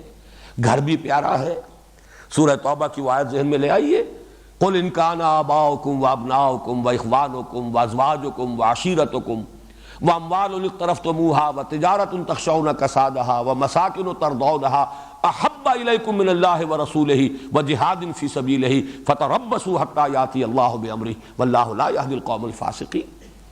اے نبی ان سے کہہ دیجئے، اگر تمہیں اپنے باپ، اپنے بیٹے، اپنے بھائی، اپنی بیویاں، اپنے رشتہ دار، اعزاء و اقارب، اپنے وہ مال جو تم نے بڑی محنت سے کما کر جمع کیے ہیں، اپنی وہ تجارتیں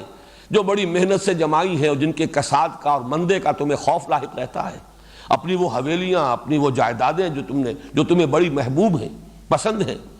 اگر یہ چیزیں محبوب تر ہیں اللہ سے اور اس کے رسول سے اور اللہ کی راہ میں جہاد کرنے سے، تو جاؤ دفع ہو جاؤ، انتظار کرو، گو اینڈ ویٹ، یہاں تک کہ اللہ اپنا فیصلہ سنا دے۔ حتیٰ یاتی اللہ بامرہ، اور اللہ ایسے فاسقوں کو زبردستی ہدایت نہیں دیتا، یہ اس کی سنت نہیں ہے۔ وہی قانون یہاں آ رہا ہے، فی قلوبہم مرض فزادہم اللہ مرضا، تو اللہ نے بڑھا دیا ان کا روگ۔ یہ بڑھانا کس اعتبار سے ہے؟ یہ اس اعتبار سے ہے کہ جو فرمایا گیا یمدہم فی طغیانہم یعمہون، اللہ تعالیٰ ان کی رسی دراز کر رہا ہے، ان کا پردہ چاک نہیں کر رہا۔ یہ رسی دراز ہو رہی ہے، وہ سمجھتے ہیں ہم کامیاب ہو گئے، دیکھو ہم بچ گئے، مرحلہ سخت آیا تھا، ہم نے جھوٹا بہانہ بنایا، اپنے آپ کو بچا لیا۔ یہ مسلمان بیچارے، یہ جو دیوانے ہیں، فینیٹکس ہیں، یہ ہیں جان جوکھوں کے کام کرتے پھر رہے ہیں، ہمیں چھوٹا سا جھوٹ ہی بولنا تھا نا، ایک چھوٹا سا بہانہ بنایا جا کر اور اپنے آپ کو ایگزمپٹ کرا لیا، رخصت لے کر معذرت کر کے آ گئے، تو وہ سمجھ رہے ہیں کہ کامیاب ہو رہے ہیں، در حالانکہ وہ اپنی عاقبت برباد کر رہے ہیں۔ فزادہم اللہ مرضا، یہ جیسے جیسے رسی ڈھیلی کی جا رہی ہے، ڈھیل دی جا رہی ہے، ان کا مرض بڑھ رہا ہے۔ یہی وہ قانون ہے جس کی آخری شکل وہ ہے جو کہ آ چکی ہے پہلے رکوع کے آخر میں، ختم اللہ علی قلوبہم۔ قانون ہدایت و ضلالت یہ ہے کہ اللہ تعالیٰ نے انسان کو چوائس دیا ہے، فری چوائس انسان کا ہے، نیکی اور بدی کی تمیز دے دی۔ خارج میں بھی داعیان حق بھی ہے اور داعیان شر بھی ہے، داعیان خیر بھی ہے، داعیان شر بھی ہے، انسان کے اندر کسوٹی بھی ہے، عقل کی بھی ہے، اور نیکی اور بدی کی تمیز فَأَلْهَمَهَا فُجُورَهَا وَتَقْوَاهَا وہ بھی ودیت کر دی گئی۔ اب دیکھو جدھر جانا چاہتے ہو جاؤ، خیر کے راستے پر بڑھو گے اللہ تعالیٰ راستے کشادہ کرتے چلا جائے گا۔ شروع میں بڑی مشکل نظر آئے گی، جب آگے بڑھو گے معلوم ہوگا آسانی ہے، کوئی ایسی مشکل نہیں۔ بڑا کٹھن مرحلہ نظر آ رہا تھا لیکن یہ تو اتنا کٹھن ثابت نہیں ہوا، تیسیر ہے یہ، اللہ اس کو آسان بناتا چلا جاتا ہے۔ فَسَنُيَسِّرُهُ لِلْيُسْرَىٰ غلط راستہ اختیار کرو گے اللہ وہ کھول دے گا، جاؤ بڑھو۔ آج تھوڑے درجے کی بے حیائی تھی، کل اس سے کہیں 10 گنا درجے کی بے حیائی کا ارتکاب کرو گے، اس کے بعد اس سے بھی 100 درجے بڑھ جاؤ گے، بے حیائی میں بڑھتے چلے جاؤ گے، یہاں تک کہ حس ختم ہو جائے گی۔ حق کی طرف اب مراجعت کا امکان نہیں رہے گا، جس کو انگریزی میں کہتے ہیں پوائنٹ آف نو ریٹرن، اب واپسی کا کوئی امکان نہیں۔ ایک حد ہوتی ہے جس میں آدمی واپس آ سکتا ہے، ایک انتہا اس حد سے گزرنے کے بعد وہ آتی ہے کہ پھر آدمی واپس آ ہی نہیں سکتا۔ یہ ہے جسے قرآن کہتا ہے ختم اللہ علی قلوبہم یا طبع اللہ علی قلوبہم، اللہ نے ان کے دلوں پر مہر لگا دی ہے۔ یہاں بھی فرمایا فی قلوبہم مرض، ان کے دل میں ایک روگ تھا، انہوں نے اسی کی پیروی کی، تکبر کی پیروی کی، یا حب دنیا انہیں لے کر بیٹھی رہی، انہیں آگے بڑھنے سے روکے رہی، لہذا اللہ تعالیٰ نے ان کے مرض کو بڑھا دیا۔ فزادہم اللہ مرضا، یہی سورہ صف میں آیا ہے فلما زاغوا ازاغ اللہ قلوبہم واللہ لا یہدی القوم الفاسقین، جب وہ ٹیڑھے ہو گئے اللہ نے ان کے دلوں کو بھی ٹیڑھا کر دیا۔ ٹیڑھ کی آخری انتہا وہی ہے ختم اللہ علی قلوبہم وطبع اللہ علی قلوبہم۔ تو یہاں فرمایا فی قلوبہم مرض، جیسا کہ میں نے عرض کیا یہ دونوں طرف اپلیکیبل ہے۔ علماء یہود کے دلوں میں اپنا پندار، تکبر، غرور، اور اس کی بنا پر مسلمانوں سے اور حضور سے حسد، اور دوسری طرف منافقین کا مرض حب دنیا، حب مال، حب اہل و عیال، حب جائیداد، یہ محبت ہے، دنیا اور اس کے متعلقات کی محبت ہے۔ ایمان مجھے کھینچے ہے تو روکے ہے مجھے کفر، کعبہ میرے آگے ہے کلیسا میرے پیچھے، مذبذبین بین ذالک لا الہ ہؤلاء ولا الہ ہؤلاء، چلنا چاہتے بھی ہیں چل نہیں پاتے، ہمت نہیں، ہمت جواب دے جاتی ہے، ورنہ بات اچھی لگتی ہے، اچھی لگی تھی، بدنیتی سے نہیں آئے تھے، بدنیتی سے تو جو آئے تھے وہ میں مثال دے چکا، وہ شعوری منافق تھے جو سازش کے طور پر شامل ہوئے اور ایک وقت معین تک کا طے کر کے آئے تھے کہ اتنے عرصے رہیں گے۔ آمنوا بالذی انزل علی الذین آمنوا وجہ النہار واکفروا آخرہ لعلہم یرجعون، صبح کے وقت ایمان کا اعلان کرو، شام کو مرتد ہو جاؤ، واپس آ جاؤ، تو کچھ نہ کچھ کو تو اپنے ساتھ واپس لے ہی آؤ گے، گھسیٹ کر لے آؤ گے۔ وَلَهُمْ عَذَابٌ عَلِيمٌ بِمَا كَانُوا يَكْسِبُونَ، اور ان کے لیے دردناک عذاب ہے بسبب اس جھوٹ کے جو وہ بولتے رہے یا بسبب اس جھوٹ کے جو وہ کہتے رہے۔ یہ بڑا باریک سا فرق ہے، اس لیے کہ عام مفسرین نے جنہوں نے زیادہ اس پر توجہ نہیں کی،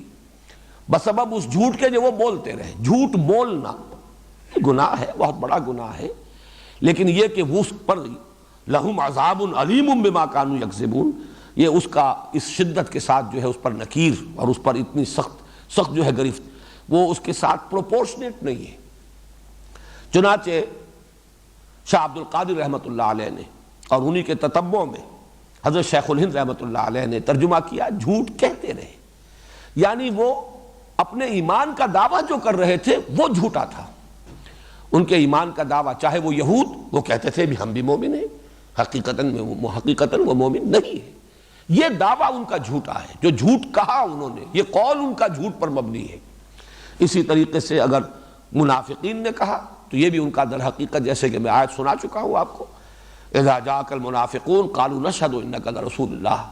واللہ یعلم انک لرسولہ واللہ یشہد ان المنافقین لکاذبون، تو ان کا یہ دعویٰ جو ہے در حقیقت اس کے بارے میں کہا جا رہا ہے، ان کے جھوٹے دعوے کی پاداش میں ان کے لیے دردناک المناک عذاب ہے۔ وَإِذَا قِيلَ لَهُمْ لَا تُفْسِدُوا فِي الْأَرْضِ، اور جب ان سے کہا جاتا ہے زمین میں فساد نہ مت مچاؤ، فساد نہ کرو زمین میں، قالوا انما نحن مصلحون، وہ کہتے ہیں ہم تو صلح کل لوگ ہیں، مصالحت چاہتے ہیں، اصلاح کے لیے کوشاں ہیں، الا انہم ہم المفسدون، آگاہ ہو جاؤ، توجہ سے سن لو، وہی مفسد ہیں، حقیقتاً مفسد ہیں، ولکن لا یشعرون، دوبارہ آ رہا ہے وہی لفظ، لیکن انہیں اس کا شعور نہیں ہے۔ یہ آیت ذرا اس کے اصل مفہوم کو سمجھنے کے لیے کچھ صغرا کبرا اس کا جو ہے سمجھانا پڑے گا۔ اذرو قرآن فساد کیا ہے، فساد فی الارض کیا ہے؟ فساد فی الارض یہ ہے کہ یہ زمین اللہ کی ہے، اللہ ہی اس کا حاکم حقیقی ہے، اللہ ہی کی مرضی کے مطابق یہاں انسان کو زندگی گزارنی چاہیے، یہ ہے اصل میں حق، یہ ہے امن۔ اس کے خلاف جو روش بھی ہے وہ فساد ہے، وہ بغاوت ہے۔ ایک شخص خود بادشاہ بن کر بیٹھ گیا ہے، اپنی مرضی کا مالک۔ ایک شخص جو اپنی مرضی کا مالک ہے وہ بھی گویا کہ خدائی کا دعویٰ کر رہا ہے۔ وہ جو کہا مولانا روم نے کہ نفس ما ہم کم تر فرعون نیست لیکن اورعون ایرعون نیست، میرا نفس بھی فرعون سے کم نہیں ہے۔ وہ خدائی کا مدعی ہے کہ یہ وجود میرا ہے، اس پر میری مرضی چلے گی،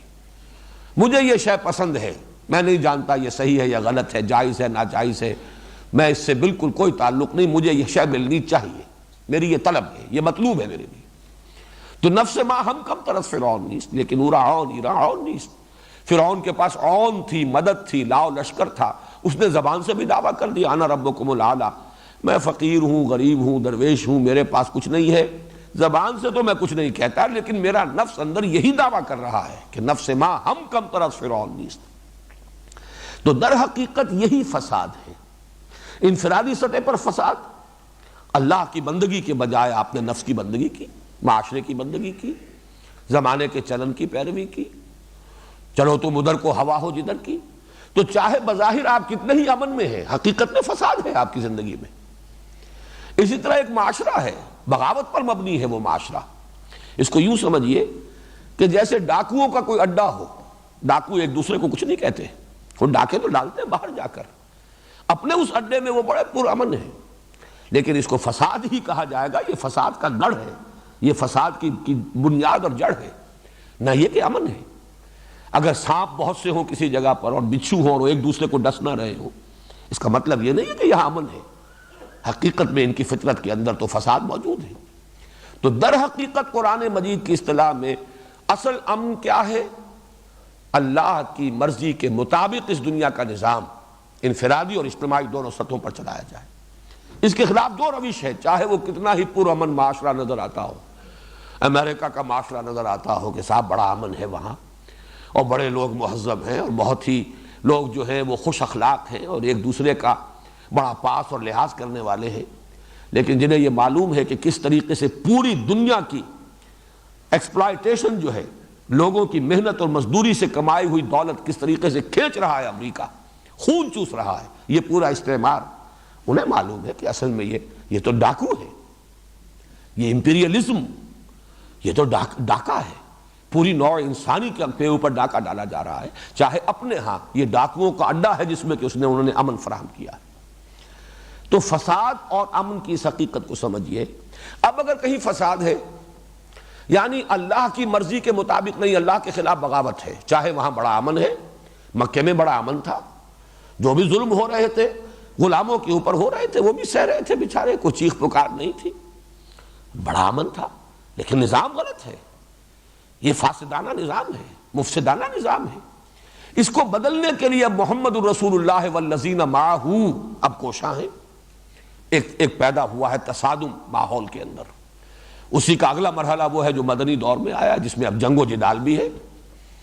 قاتلوا فی سبیل اللہ الذین یقاتلونکم۔ تو در حقیقت اس فساد کو ختم کرنے کے لیے چاہے بظاہر یہاں جنگ کی جا رہی ہے، خون ریزی کی جا رہی ہے، لیکن یہ امن ہے، اور وہ لوگ جو کہتے نہیں بھائی لڑو بھیڑو نہیں، امن سے رہو، چلو مان لو، باطل کو بھی مان لو، ریکگنائز کر لو، کچھ ان سے ان کی مانو، کچھ اپنی منوا لو، اور بجائے اس کے کہ تم یہ جو جد و جہد کر رہے ہو اس میں اپنا بھی نقصان کر رہے ہو، اپنا بھی تن من دھن، اپنی بھی قربانیاں، اپنے لیے بھی مصائب، اپنے لیے بھی مشکلات، اور دوسروں کا بھی بہرحال خون گر رہا ہے، خون ریزی ہو رہی ہے، اس کی بجائے اس سب کو چھوڑو اور امن کی کیفیت اختیار کرو، یہ فساد ہے اصل میں۔ اس جد و جہد کو سیبوٹاج کرنا، جو اس بغاوت فی الارض جو ہے اللہ تعالیٰ کے خلاف، اس کو رفع کرنے کے لیے اللہ کے وفادار بندے ایک جماعت اور ایک جمعیت کی شکل میں کھڑے ہو جائیں باطل کے ساتھ نبردآزمہ ہونے کے لیے، تو جو کوئی اب اس راستے میں رکاوٹ بنے گا، چاہے وہ مصالحت کے نام پر ہو، چاہے وہ صلح کل ہونے کے اعتبار سے ہو، چاہے وہ کہا جا رہا ہو کہ یہ لڑنا بھیڑنا کیا ہے، رواداری ہونی چاہیے، بڑے خوشنما عنوانات ہوں، لیکن حقیقت میں یہ فساد ہے۔ یہاں وہ کردار سامنے لے آئیے، منافقین کا کردار۔ اصل میں تو جان و مال عزیز تھے، میدان میں آنے کے لیے تیار نہیں تھے، رشتے بڑے عزیز تھے، رشتوں پر آنچ جو ہے وہ گوارا نہیں تھی، اور یہ جو حق کی تلوار آئی تھی تو رشتے کاٹ رہی تھی۔ باپ بیٹا جدا ہو رہا ہے، بھائی بھائی سے جدا ہو رہا ہے۔ اس اعتبار سے جب وہ اس کے خلاف کوشش کرتے تھے، اور مومنین صادقین ان سے کہتے تھے وَإِذَا قِيلَ لَهُمْ لَا تُفْسِدُوا فِي الْأَرْضِ، غور کیجئے یہ فساد کون سا ہے؟ مت فساد مچاؤ زمین میں۔ وہ فساد یہ ہے کہ اصلاح فی الارض کی جو کوشش ہو رہی ہے اس کو سیبوٹاج نہ کرو، ساتھ دو، جس طریقے سے کہ دوسرے مومنین صادقین ساتھ دے رہے ہیں محمد کا صلی اللہ علیہ وسلم۔ جب تم بھی کہتے ہو کہ ہاں ہم توحید کو بھی مانتے ہیں اور آخرت کو بھی مانتے ہیں، اور تورات کو مانتے ہو اور تورات کی تصدیق کرتے ہوئے یہ قرآن آیا، اس کو بھی مانو اور دست و بازو بنو۔ وہ حضور صلی اللہ علیہ وسلم کی پکار من انصاری اللہ، تو سب کے سب اب مددگار بنو، تاکہ یہ اللہ کے خلاف جو بغاوت ہے زمین میں یہ فرو ہو، اور اللہ کا نظام قائم ہو، اللہ کی حکومت قائم ہو، حق بحقدار رسید۔ اصل امن تب ہوگا۔ لیکن ان منافقین اور یہود دونوں کی روش، اس کے راستے میں رکاوٹیں ڈالنا، محمد الرسول اللہ والذین معہ کی جد و جہد کو سیبوٹاج کرنے کی کوشش ہے، جسے قرآن یہاں کہہ رہا ہے یہ فساد فی الارض ہے۔ اور وہ جواب میں کہہ رہے ہیں ہم تو مصلح ہیں،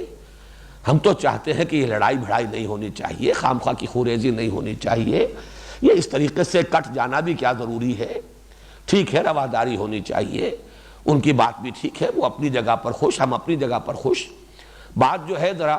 میٹھے انداز میں صرف کی جانی چاہیے، بجائے اس کے کہ یہ تلخ انداز اختیار کیے جائیں،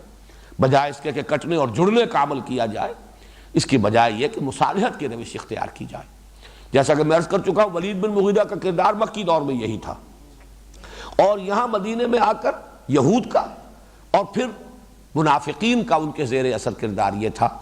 چنانچہ کہا گیا وَإِذَا قِيلَ لَهُمْ لَا تُفْسِدُوا فِي الْأَرْضِ، جب ان سے کہا جاتا زمین میں فساد مت بچاؤ، اور فساد سے مراد مخالفت اللہ کے رسول اور ان کے ساتھیوں کی، ان کی مخالفت کرنے کی بجائے ان کے دست و بازو بنو، ان کے ساتھ دو۔ قالوا، وہ یہ کہتے ہیں انما نحن مسلمون، دیکھو بھائی ہم تو چاہتے ہی ہیں کہ بھائی چارے کی فضا برقرار رہے، یہ تصادم نہ ہو، یہ کشاکش نہ ہو، یہ خوریزی نہ ہو، یہ خام خواہ کا جو ہے ایک دوسرے سے کٹ جانا اچھا نہیں ہے۔ الا انہم ہم المفسدون، اب جو میں نے وضاحت کی ہے فساد کی وہ ڈیفینیشن اور امن کی وہ ڈیفینیشن اگر سامنے ہو تو اب یہ ایک ایک حرف جو ہے اس کا یہ ابھر کر آئے گا اجاگر ہو کر۔ الا انہم ہم المفسدون ولکن لا یشعرون، انہیں پتہ نہیں ہے، حقیقت ان کے سامنے واضح نہیں ہے،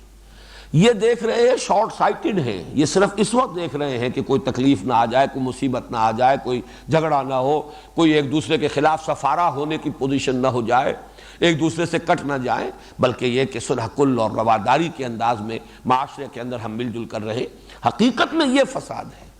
اس لیے کہ جو فساد کو رفع کرنے کی جد و جہد ہو رہی ہے اس کا ساتھ دینا ہے، یہ ضروری ہے، لیکن انہیں اس کا شعور نہیں ہے۔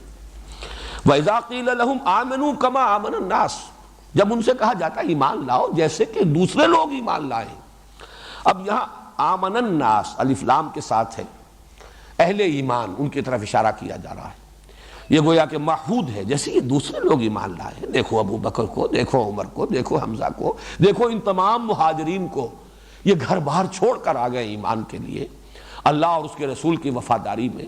اور ظاہر بات ہے کہ مومنین صادقین انصار میں، اوس میں، خزرج میں، جنہوں نے ہمتاً محمد کی اطاعت قبول کی ہے صلی اللہ علیہ وسلم، اپنا سب کچھ حضور کے ڈسپوزل پر رکھ دیا ہے، مہاجرین کے لیے اپنے گھر تقسیم کر دیے ہیں، اپنی دکانیں تقسیم کر دی ہیں، اور وہ اخوت اور بھائی چارہ ان کے ساتھ جو بڑھتا ہے، تو فرمایا کہ جب ان سے کہا جاتا جیسے وہ لوگ ایمان لائے ویسے ایمان لاؤ۔ اب اس میں بھی دیکھیے دونوں طرف بات چلے گی، یہود کہتے تھے کہ ہم مومن ہیں، جب ہم مانتے ہیں توحید کو اور مانتے ہیں آخرت کو تو ہم مومن ہیں.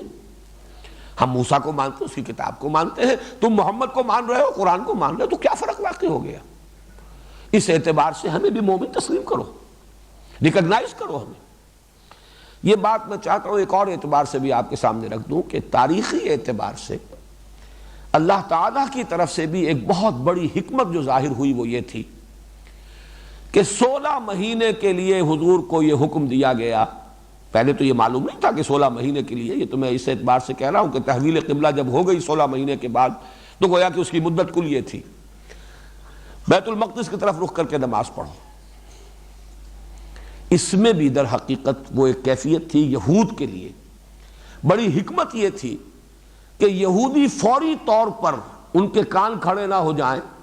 اور وہ پہلے دن ہی سے مخالفت پر کمر بستہ نہ ہو جائیں.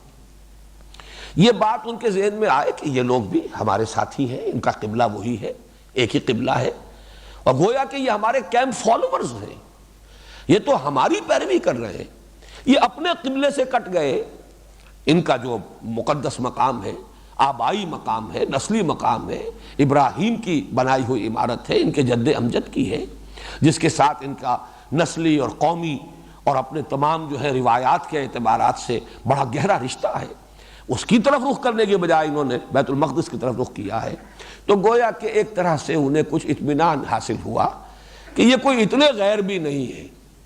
کوئی اتنا زیادہ گھبرانے کی ضرورت نہیں ہے. یہ گویا کہ ایک اعتبار سے تو ہمارے متبعین ہیں، ہمارے قبلے کی پیروی کر رہے ہیں، گویا کہ ہمارے کیمپ فالوورز ہیں. لہذا فوری طور پر اب آپ دیکھیے کہ وہ جو حضور صلی اللہ علیہ وسلم نے جا کر یہود کو معاہدوں میں جکڑ لیا، یہ حضور صلی اللہ علیہ وسلم کی طرف سے بہت بڑا حکیمانہ اقدام تھا. اور یہ قبلے کا معاملہ میں سمجھتا ہوں کہ اسی نوعیت کا اللہ تعالیٰ کی طرف سے حکمت کا اظہار ہے کہ بجائے اس کے کہ یہ فوری طور پر نپ دی ایول ان دی بڈ کے انداز میں فوری طور پر بیخ کنی کے لیے تیار ہو جائیں، کمر کس لیں، اور حضور صلی اللہ علیہ وسلم کو اہل ایمان کو مدینے کے اندر اپنی پوزیشن کنسولیڈیٹ کرنے کا موقع ہی نہ ملے. یہ 16 مہینے محمد رسول اللہ کو ملے صلی اللہ علیہ وسلم. اس میں آپ نے اپنی پوزیشن کو مستحکم کر لیا اور انہیں جکڑ لیا معاہدوں کے اندر، اور اس کے اندر وہ ایسے جکڑے گئے ہیں کہ پھر سازشیں کرتے رہے، جھوٹ بولتے رہے، اوپر سے صلح اور نیچے سے سازش. ظاہر بات ہے جو شخص یہ رویہ اختیار کرتا ہے اس کی اپنی کوئی مورل سٹرینتھ باقی نہیں رہتی، اس کے اپنے اندر کوئی اخلاقی قوت برقرار نہیں رہتی.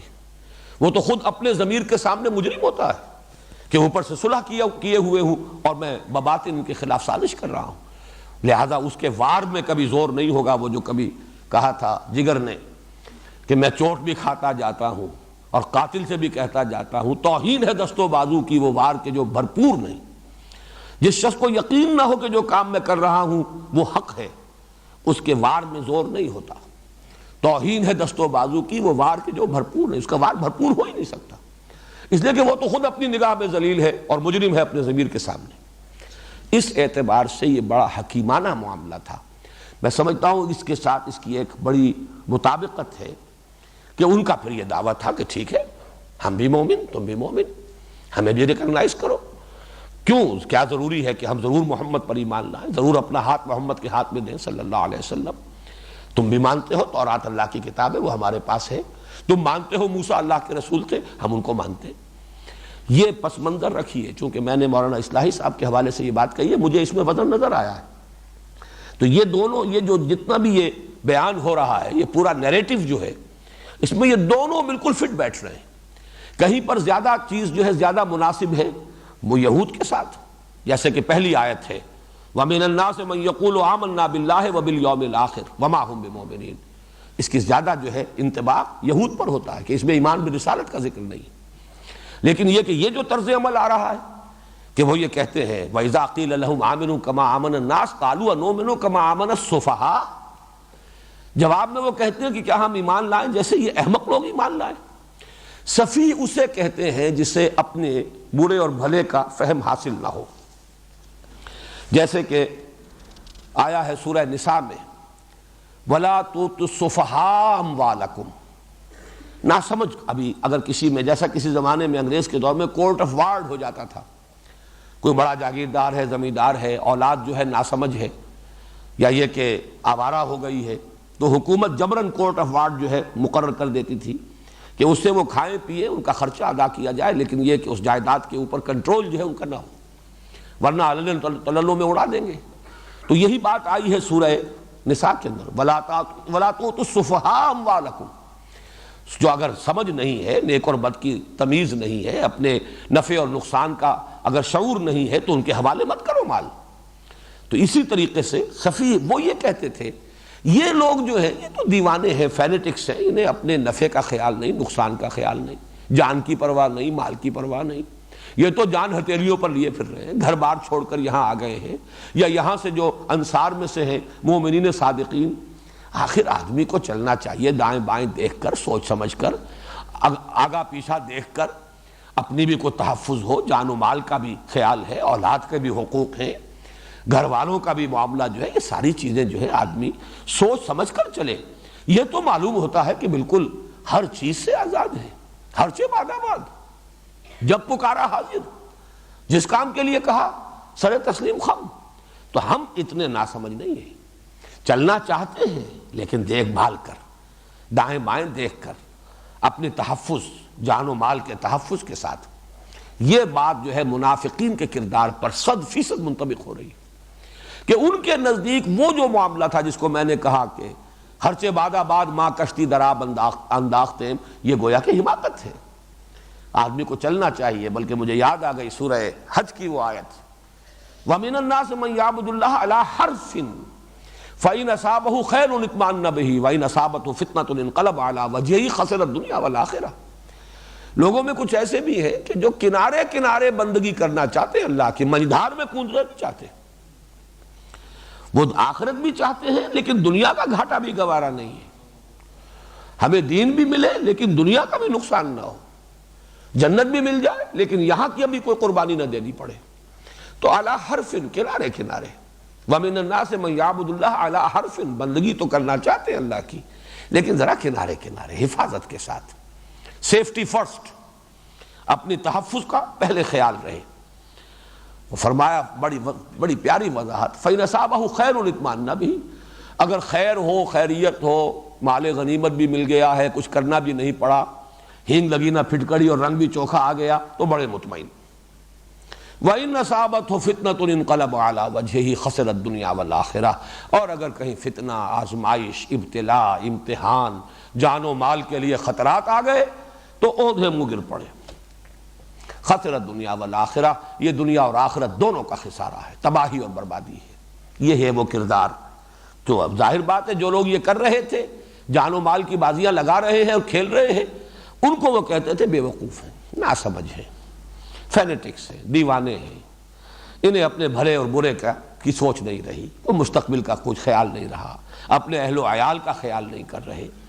کوئی تحفظ جو ہے ان کے سامنے نہیں ہے۔ وَإِذَا قِيلَ لَهُمْ آمِنُوا كَمَا آمَنَ النَّاسُ قَالُوا أَنُؤْمِنُ كَمَا آمَنَ السُّفَهَاءُ أَلَا إِنَّهُمْ هُمُ السُّفَهَاءُ وَلَٰكِن لَا يَعْلَمُونَ، آگاہ ہو جاؤ کہ یہی بے وقوف ہے، یہی احمق ہے، یہی ناسمجھ ہے، لیکن انہیں علم نہیں ہے۔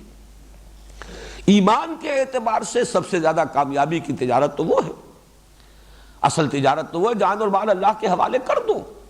ان اللہ اشترى من المؤمنین انفسهم واموالهم بان لهم الجنہ یقاتلون فی سبیل اللہ فیقتلون ویقتلون وعدا علیہ حقا فی التوراة والانجیل والقرآن ومن اوفى بعہدہ من اللہ فاستبشروا ببیعکم الذی بایعتم بہ۔ اللہ کے ساتھ یہ سودا کرو تو خوشیاں مناؤ، اس سے بڑا سودا کوئی نہیں، اس سے زیادہ نفع کا معاملہ کوئی نہیں۔ وہ وعدہ جو اللہ نے جنت کا کیا، بان لہم الجنہ، کتنا پختہ وعدہ، وعدا علیہ حقا فی التوراة والانجیل والقرآن، تین مرتبہ اللہ نے اپنے اس وعدے کی توثیق کی ہے، تورات میں بھی یہ وعدہ آیا، انجیل میں آیا، قرآن میں آیا۔ ومن اوفى بعہدہ من اللہ، اور ذرا سوچو اللہ سے بڑھ کر اپنے عہد کا پورا کرنے والا کون ہوگا؟ فاستبشروا، تو اگر یہ سودا کر لیا تو خوشیاں مناؤ۔ تو اگر تو ایمان کی رمق ہو تو محسوس ہوگا کہ اس سے بڑا، اس سے زیادہ نفع بخش سودا کوئی ہے نہیں۔ اصل میں وہ علم حقیقی انہیں حاصل نہیں ہے، اصل میں اس ایمان حقیقی سے محروم ہے، اس لیے ان کو کہہ رہے ہیں احمق، ان کو سمجھ رہے ہیں ناسمجھ، کہ جو اصل سمجھدار ہے یہ الا انہم ہم السفہاء ولکن لا یعلمون۔ وَإِذَا لَقُوا الَّذِينَ آمَنُوا قَالُوا آمَنَّا، اور جب یہ ملتے ہیں ملاقات کرتے ہیں اہل ایمان سے تو کہتے ہیں ہم بھی ایمان رکھتے ہیں یا ہم بھی ایمان لائے ہیں۔ یہ دونوں ترجمے میں کس اعتبار سے کر رہا ہوں؟ اگر وہ یہود کو کے اوپر منطبق کریں گے تو ہم بھی ایمان رکھتے ہیں، آخر اللہ کو مانتے ہیں، آخرت کو مانتے ہیں، رسولوں کو مانتے ہیں، ابراہیم کو مانتے ہیں، موسیٰ کو مانتے ہیں، تورات ہے ہمارے پاس اس کو مانتے ہیں، ہم بھی مومن ہیں۔ یا یہ کہ پھر وہ دعویٰ کرتے ہیں منافقین کہ ہم بھی ایمان لے آئے ہیں، ہم بھی محمد کو مانتے ہیں صلی اللہ علیہ وسلم، ایمان لے آئے ہیں۔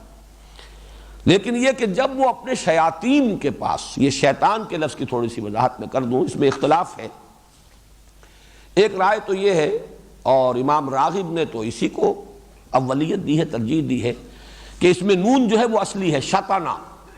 شطنا کے معنی ہے تباعدہ، دور ہو جانا، یعنی دوری سرکشی کے اعتبار سے بھی، دوری معصیت کے اعتبار سے بھی، اللہ سے دور ہو جانا، ہدایت سے دور ہو جانا۔ تو اب شیطان وہ ہے کہ جو بہت دور ہو گیا ہدایت سے، اللہ سے بہت دور۔ اور ایک یہ ہے کہ یہ شاطا یشیتوں سے فعلان کے وزن پر مبالغے کا صیغہ ہے۔ شاطا یشیتوں کے معنی ہوتے ہیں احترق غضبا و حسدا، کوئی شخص غصے اور حسد کے اندر جل جائے، جل بھول کر کباب ہو جانا جس کو کہتے ہیں، وہ ہے شاطا یشیت۔ اور اس سے پھر فعلان کے وزن پر شیطان، غصے اور حسد کی آگ میں جل اٹھنے والا، جل کر بھسم ہونے والا، وہ شیطان ہے۔ اس اعتبار سے امام راغب نے ایک حدیث بھی کوٹ کی ہے حضور صلی اللہ علیہ وسلم کی،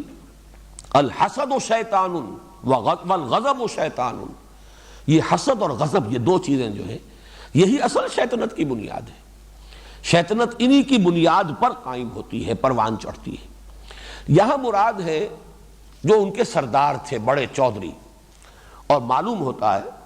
کہ اس سے مراد جو ہے وہ یہود کے علماء، اس لیے کہ ظاہر بات ہے اوس اور خزرج کے جو بڑے سردار تھے وہ تو ایمان لے آئے تھے۔ ایک ہے وہ عبداللہ ابن ابی خزرجی تھا، وہ منافقین کا سردار ہے۔ تو یہ بھی دونوں کے اندر یہ آئے گا کہ ان میں سے جو اہل کتاب ایسے تھے جو کہتے تھے کہ ہم بھی ایمان لائے ہیں، بھائی ہم بھی مومن ہیں، ہم بھی مانتے ہیں توحید کو، آخرت کو، لیکن جا کر پھر اپنے لوگوں کو مطمئن کرنا پڑتا تھا، گھبرائیں نہیں، ہمارے بارے میں کوئی آپ کو سوء ظن نہ ہو جائے، ہم آپ کے ساتھ ہی ہیں۔ لیکن یہ کہ ذرا ان مسلمانوں کو ذرا تھوڑا سا ان کے ساتھ استہزاء کر رہے ہیں، مذاق اڑا رہے ہیں۔ اسی طرح وہ جو منافق تھے، منافق تو ہے ہی وہ کہ جو دو طرف رہنا چاہتا ہے، لا الہ ہؤلاء ولا الہ ہؤلاء، یکسو تو ہونا چاہتا ہی نہیں۔ وہ اہل ایمان کے ساتھ ہو جائے تو اس کا مطلب ہے تعلق توڑنا پڑے گا انہیں کفار کے ساتھ، اور وہ توڑنے کے لیے تیار نہیں۔ اگر وہ کفار کے ساتھ ہو جائیں تو تعلق ٹوٹتا ہے اہل ایمان سے۔ وہ ان کا روش یہ تھی کہ تیل دیکھو، تیل کی دھار دیکھو، دیکھو اونٹ کس کروٹ بیٹھتا ہے۔ تو دونوں سے، جس کو انگریزی میں کہتے ہیں don't put all your eggs in one basket, کہ اگر کہیں وہ اس باسکٹ جو ہے وہ کہیں گر گئی تو سارے کے سارے انڈے جو ہیں ختم ہو جائیں گے، تو کچھ تقسیم کر کے رکھو، کچھ نہ کچھ گڈ آفیسز اپنے مینٹین کرو، اہل ایمان کے ساتھ بھی اور ان کفار کے ساتھ بھی۔ ویسے یہ کہ سورہ مجادلہ میں تو اس کا نقشہ کھینچا گیا ہے کہ الم تر الی الذین تولوا قوما غضب اللہ علیہم ما هم منکم ولا منہم یحلفون علی الکذب وہم یعلمون۔ یہ جھوٹا حلف لے رہے ہیں، جھوٹ بول رہے ہیں، یہ نہ ان میں سے ہیں نہ تم میں سے ہیں مسلمانوں۔ اگرچہ انہوں نے ان کے ساتھ گٹھ جوڑ کیا ہے، انہیں بھی اپنی وفاداریوں کا یقین دلایا ہے، وہ سردار جو ہے کفر کے یا وہ علماء یہود کے، ان کو بھی جا کر اپنی وفاداری کا یقین دلاتے، حقیقت میں یہ ان کے بھی نہیں ہیں، نہ یہ ان کے ہیں نہ تمہارے ہیں۔ لا الہ ہؤلاء ولا الہ ہؤلاء مذبذبین بین ذلک، یہ سورہ نساء میں ہے۔ اور سورہ مجادلہ کی آیت الم تر الی الذین تولوا قوما غضب اللہ علیہم ما هم منکم ولا منہم یحلفون علی الکذب وہم یعلمون۔